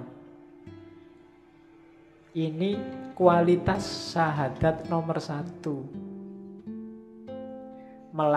Mengucapkan syahadatnya gampang, cuma implikasi dan konsekuensinya panjang. Kalau sekedar asyhadu alla ilaha illallah wa asyhadu anna Muhammad Rasulullah saja gampang. Tapi dari situ kan konsekuensinya panjang. Jadi diucapkan lewat mulut tapi juga diinternalisasi dalam hati, diwujudkan nanti dalam perbuatan. Wahid, ahad, somad, hayyun, qayyum, qahar, dan seterusnya. Itu yang syahadat. Terus bersuci, kalau ini simpel teorinya. Yang kita sucikan dua, lahir dan batin. Sebelum kita sholat ada bab namanya toharoh. Ingatlah kalau kita sedang wudhu toharoh itu yang disucikan lahir. Sucikan juga batinmu. Siapa tahu masih najis, siapa tahu masih kotor. Ya konsep menyucikan diri paling simpel ya tadi, taubat terus ikhlas. Cuma prosesnya panjang. Kadang-kadang untuk penyucian batin orang butuh guru. Jangan disucikan sendiri pakai teori sendiri. Nanti kamu ngarang sendiri, Pak. Saya pokoknya ambil nafas 3 kali aja, Pak. Berarti sudah bersih semua kotor-kotor dalam diriku, itu ngarang berarti. Ada baiknya nyari guru yang kamu anggap ngerti gimana caranya membersihkan diri, menyucikan batin. Jadi selama ini kita hati-hati sekali biar zahir kita suci. Mau sholat, jangan-jangan celanaku ini kotor, kena najis, terus ganti sarung. Jangan-jangan kan kita sering begitu. Ya bagus, cuma pernah nggak kita khawatir hati-hati dengan kesucian batin? Mau sholat dulu, batinku sudah suci belum ya? Jangan-jangan masih ada hasud, dengki, iri, cuek, dan seterusnya. Itu menyucikan batin. Jadi jalannya dua, taubat sama ikhlas. Makanya sholat itu ya diancang-ancang sebentar lah, jangan ujuk-ujuk. Apalagi jamaah, imamnya sudah mau rukuk, datangnya telat, ujuk-ujuk langsung telat. Ya ambil nafas sebentar, konsentrasi, bersihkan Kalau lahir kan sudah, bersihkan batinnya. Sadari bahwa ini sedang berhadapan dengan Allah loh. Ya ndak usah tegang. Tapi juga kalau bahasa agama itu kan sholat itu rumusnya dua. Khudu' sama khusyuk. Khudu' itu aktivitas fisiknya, khusyuk itu aktivitas batinnya. Jadi khudu' itu tunjukkanlah bahwa ini sedang sholat, sedang berhadapan dengan Allah. Jangan bikin gerakan aneh-aneh, jangan mengucapkan yang aneh-aneh. Itu yang oleh para ahli fikih dirumuskan macam-macam. Ada yang tidak boleh gerak 3 kali, tidak boleh macam-macam, itu sudah. Itu dari para ahli fikih. Intinya apa? Fisiknya harus khudu', tunduk, menunjukkan sedang berhadapan dengan Allah. Ya mungkin logikanya kalau sudah gerak 3 kali berarti sudah nggak konsen sudah. Cuma ya nggak harus diartikan letter luck, nanti bingung. Kadang-kadang digigit nyamuk dek, terus kamu pun 1, 2, 3. Wih sudah 3. Bingung kamu ini. Ini saya balik ke sini 4, gagal sholatnya.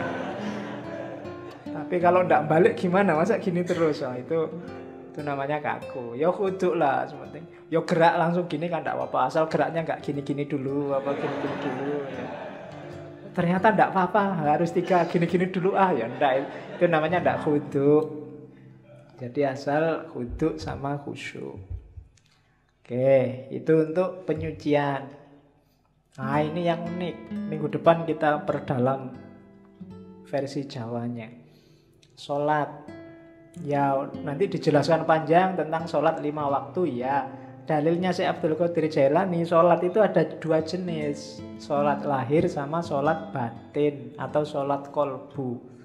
Dalilnya apa? Al-Baqarah 238. Hafidhu ala sholawati was sholatil wusto. Sholawati itu sholat 5 waktu itu. Kalau sholat wusto itu sholatnya kalbu.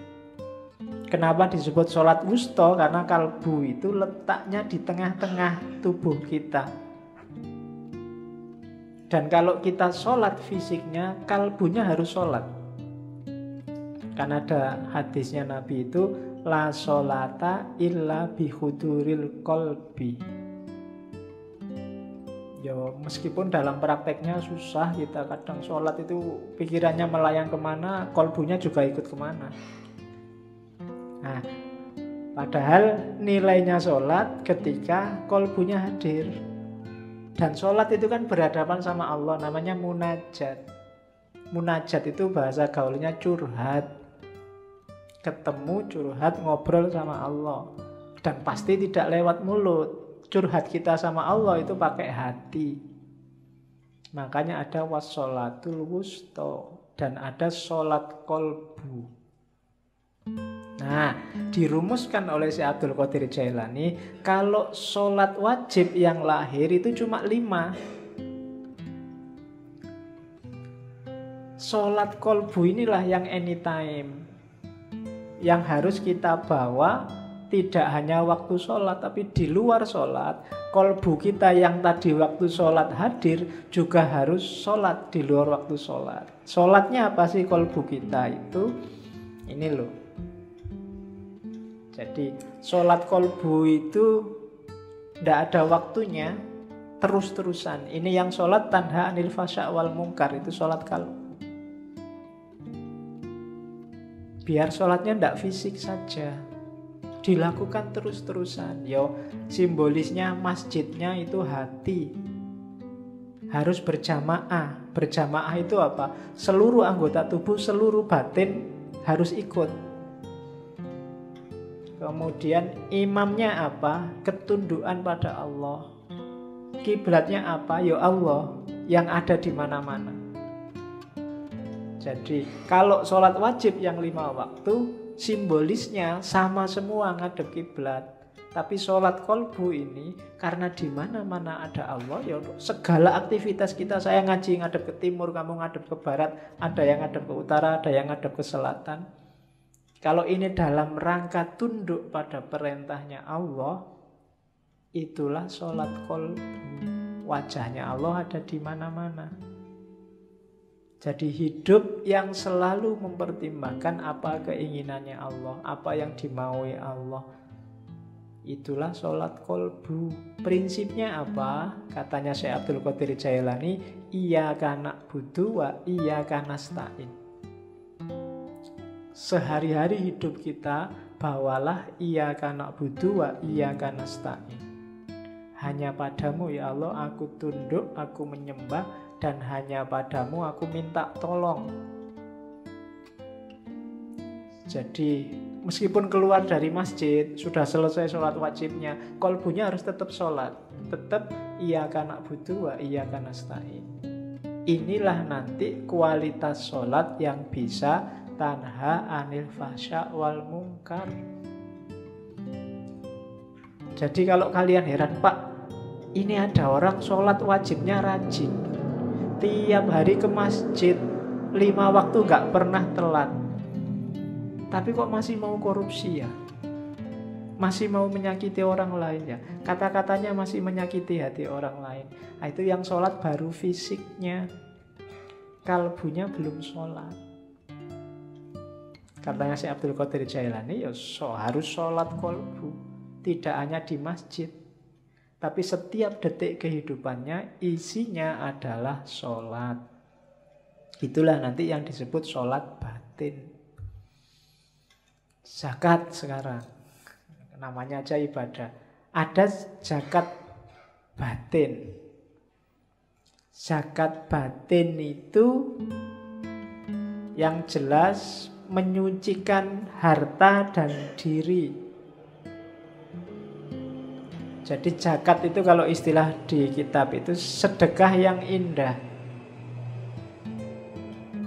Diingat-ingat kalau zakat jangan mikir balasan. Kalau sedekah jangan mikir balasan. Yang jelas mikir balasan itu menunjukkan tidak ikhlas. Saya sedekah sekian, tenang aja, nanti kembalinya. Itu berarti mikir balasan. Itu namanya sedang dagang sama Allah.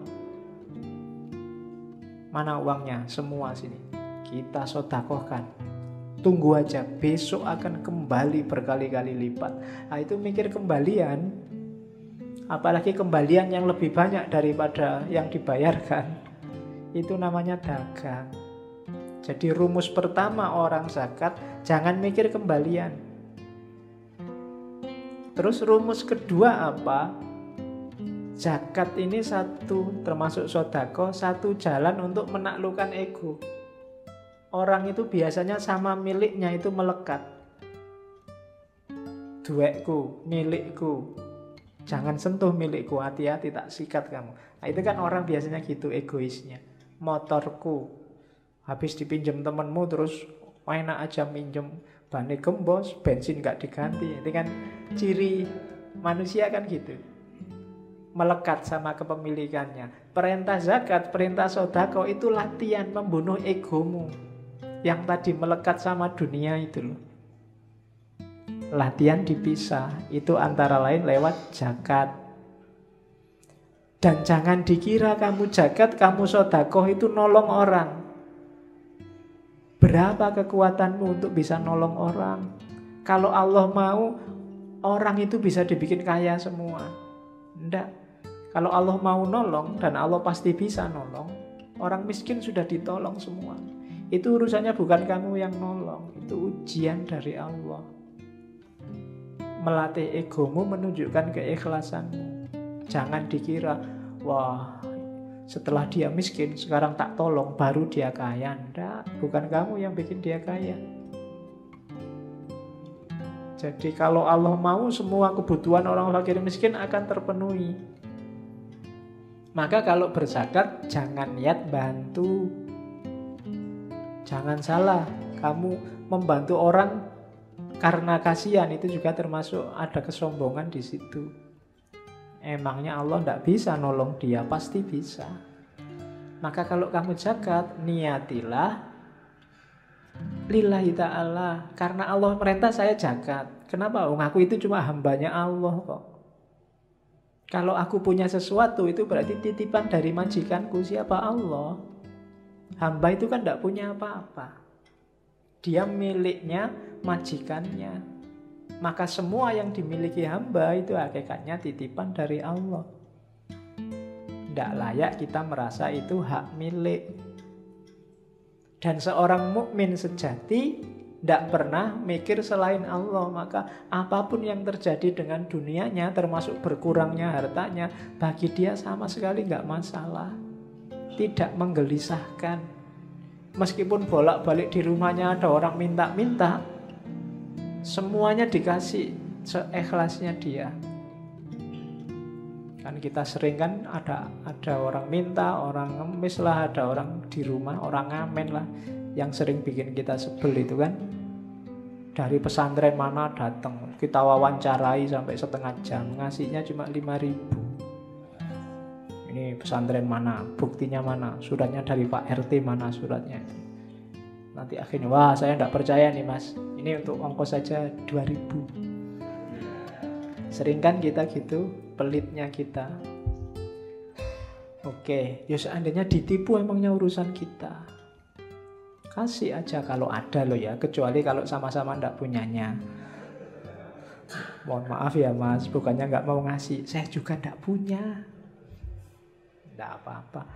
Nanti yang ngasih malah yang nyari sumbangan. Kalau gitu tak sangoni mas itu. Oke. Nah itu mental dermawan. Puasa. Kalau puasa sama, puasa lahir, puasa batin. Puasa batin itu kemampuan kita mengendalikan sendiri full time. Kalau puasa lahir kan yang wajib 1 bulan Ramadan. Tapi puasa batin, kemampuan kita untuk tidak tergoda, terkendali, menghadapi dunia. Satu-satunya orientasi kita hanya Allah.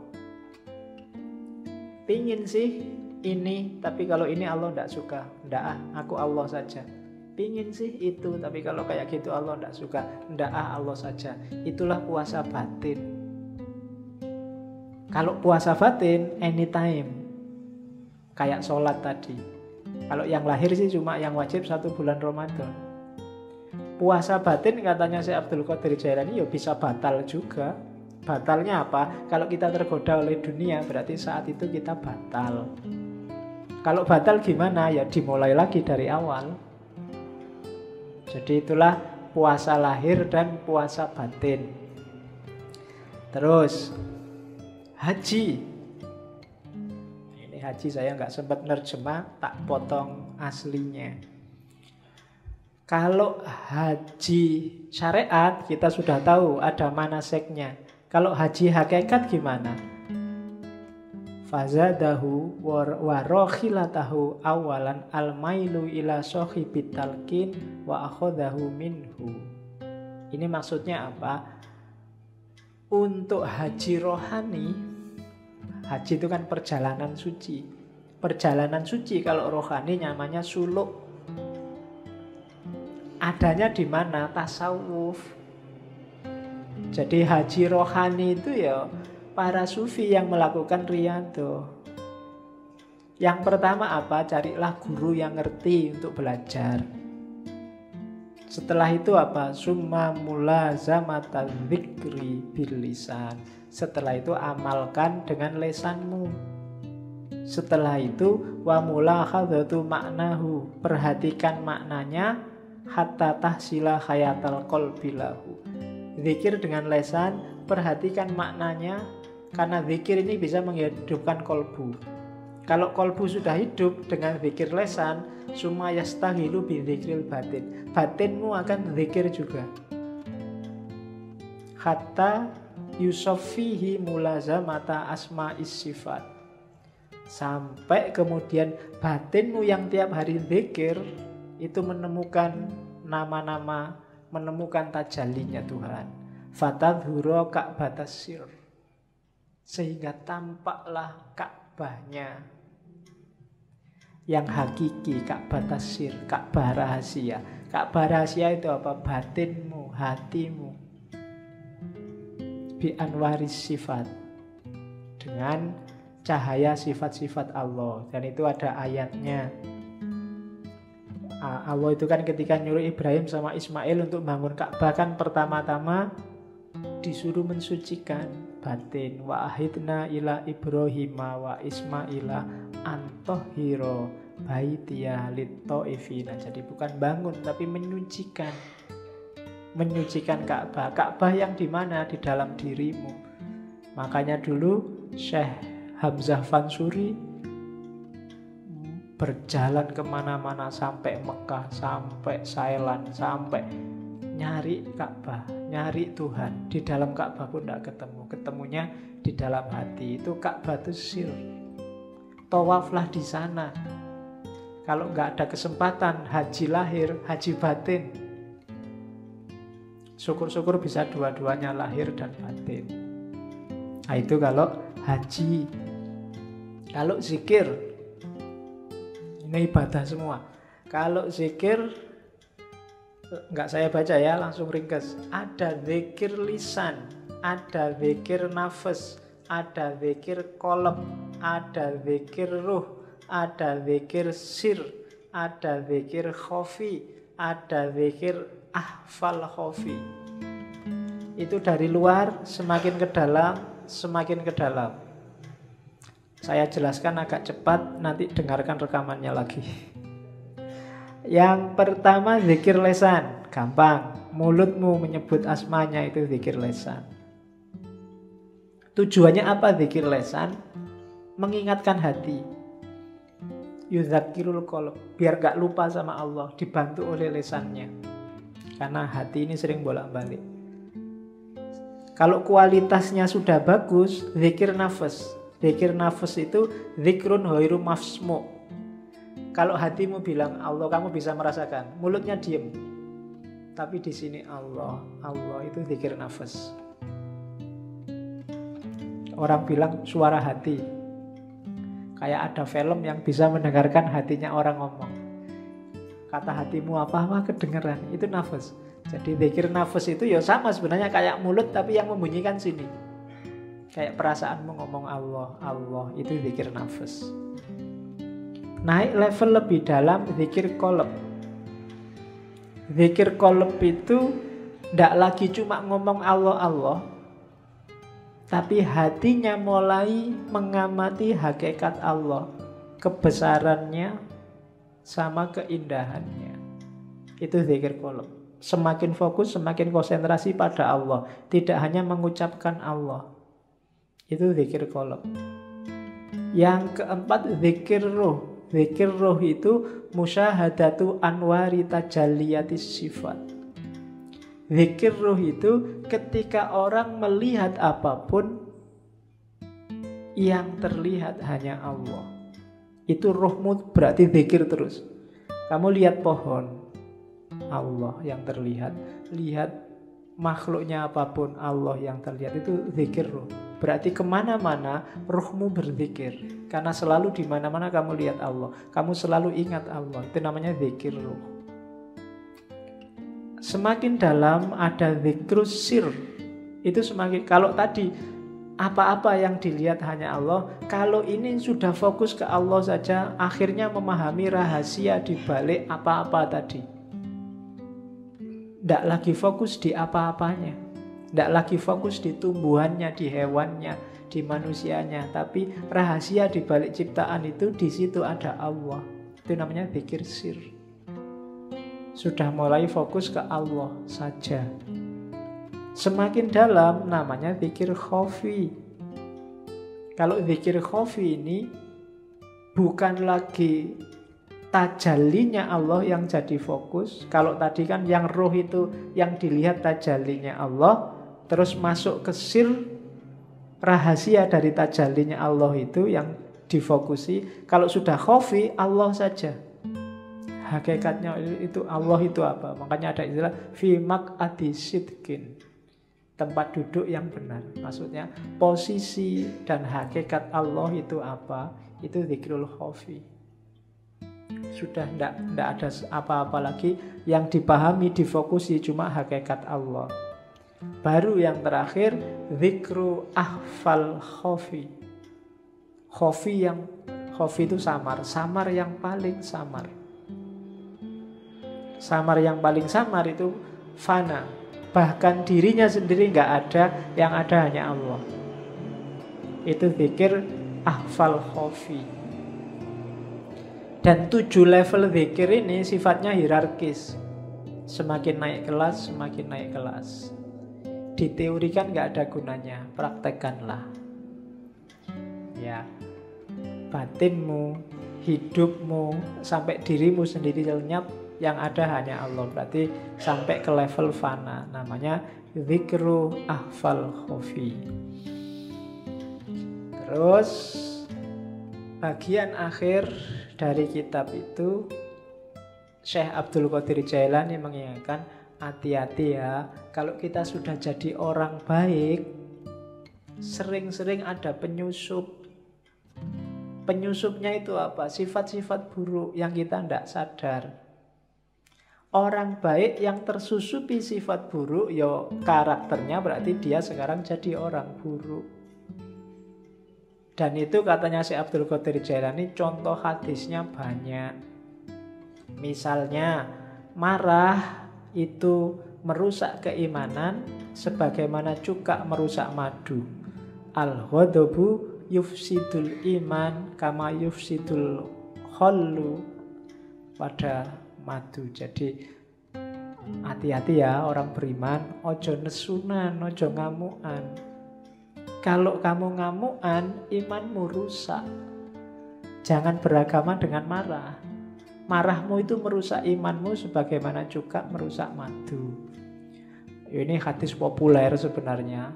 Cuma kita jarang merenung, jarang tafakur. Jangan-jangan kita golongan orang beragama yang ngamuan. Begitu kamu ngamuan, ya berarti imanmu rusak. Kayak madu yang dirusak oleh cuka. Ada lagi contohnya, al-hasadu yakulul hasanat kama takulun narol khatobah. Ini apalan zaman sanawiyah dulu. Hasad itu membakar kebaikan sebagaimana api membakar kayu. Hasad itu seneng lihat orang lain sumpek, dan sumpek lihat orang lain seneng. Itu namanya hasad.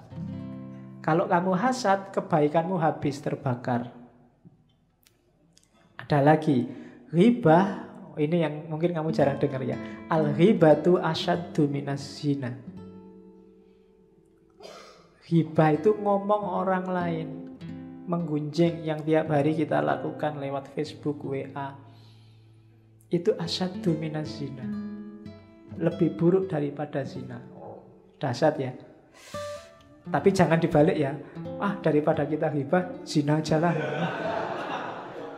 Iya, mikirmu mesti gitu. Ya, hati-hati jangan ghibah. Ini kalau di Sirul Asror nanti di bawah ada. Kalau pengen ngejar sanatnya ada rangkaian sanatnya. Ada lagi, al-fitnatu na'imatun. Fitnah itu sesuatu yang tertidur. Dan Allah melaknat siapapun yang membangunkannya. Siapa yang suka fitnah, bikin berita hoax, Allah akan melaknatnya. Orang bakhil itu tidak akan masuk surga meskipun dia abid atau zahid.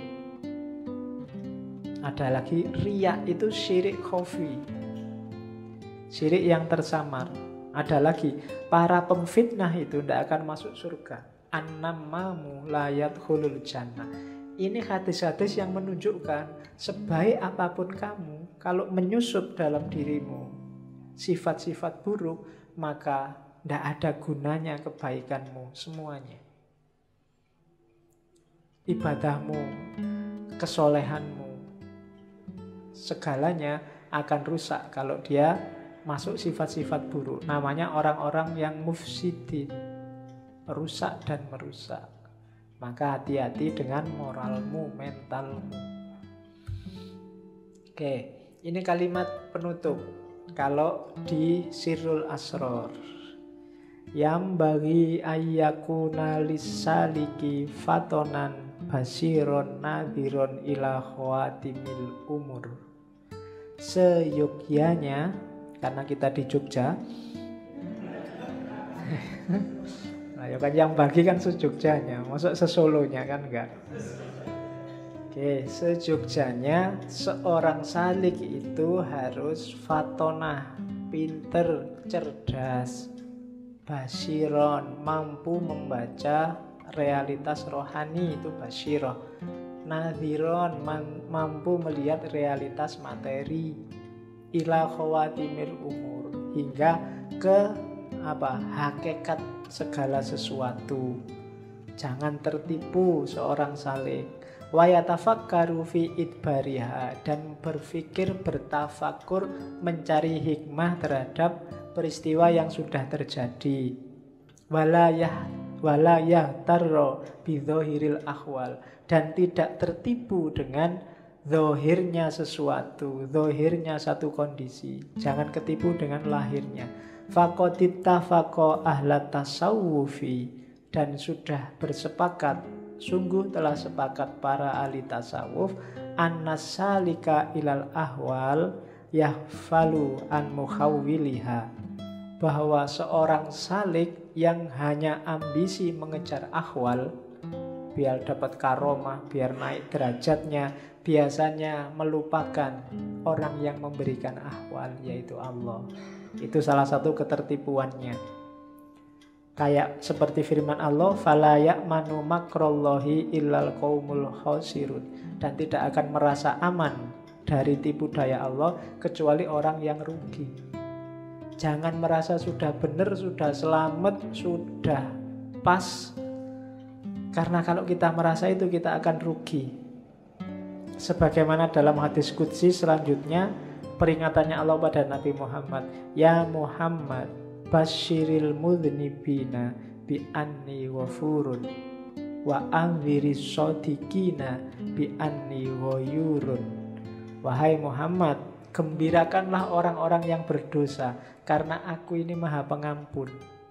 Dan peringatkan orang-orang yang benar, para shadiqin, bi anni ghayurun, karena aku ini maha mengubah. Jangan gembira dulu orang-orang yang hari ini merasa benar, karena Allah maha mengubah. Satu peristiwa kecil bisa mengubah orang-orang sodik jadi orang-orang terlaknat. Dan mudhnibin, jangan putus asa, karena Allah maha pengampun. Asal bertobat dan menyesal, insya Allah akan mengampuni. Jadi ya Muhammad, basyiril mudhnibina bi anni wafurun wa anziris shadiqina bi anni ghayurun. Alhamdulillahirabbil alamin. Ya, kita sudah selesaikan sebagian dari Sirrul Asrar. Minggu depan kita fokus tentang sholat dari wali Jawa, Syekh Siti Jenar. Kurang lebihnya mohon maaf. Wallahul muwaffiq, wallahu a'lam bissawab. Wassalamualaikum warahmatullahi wabarakatuh.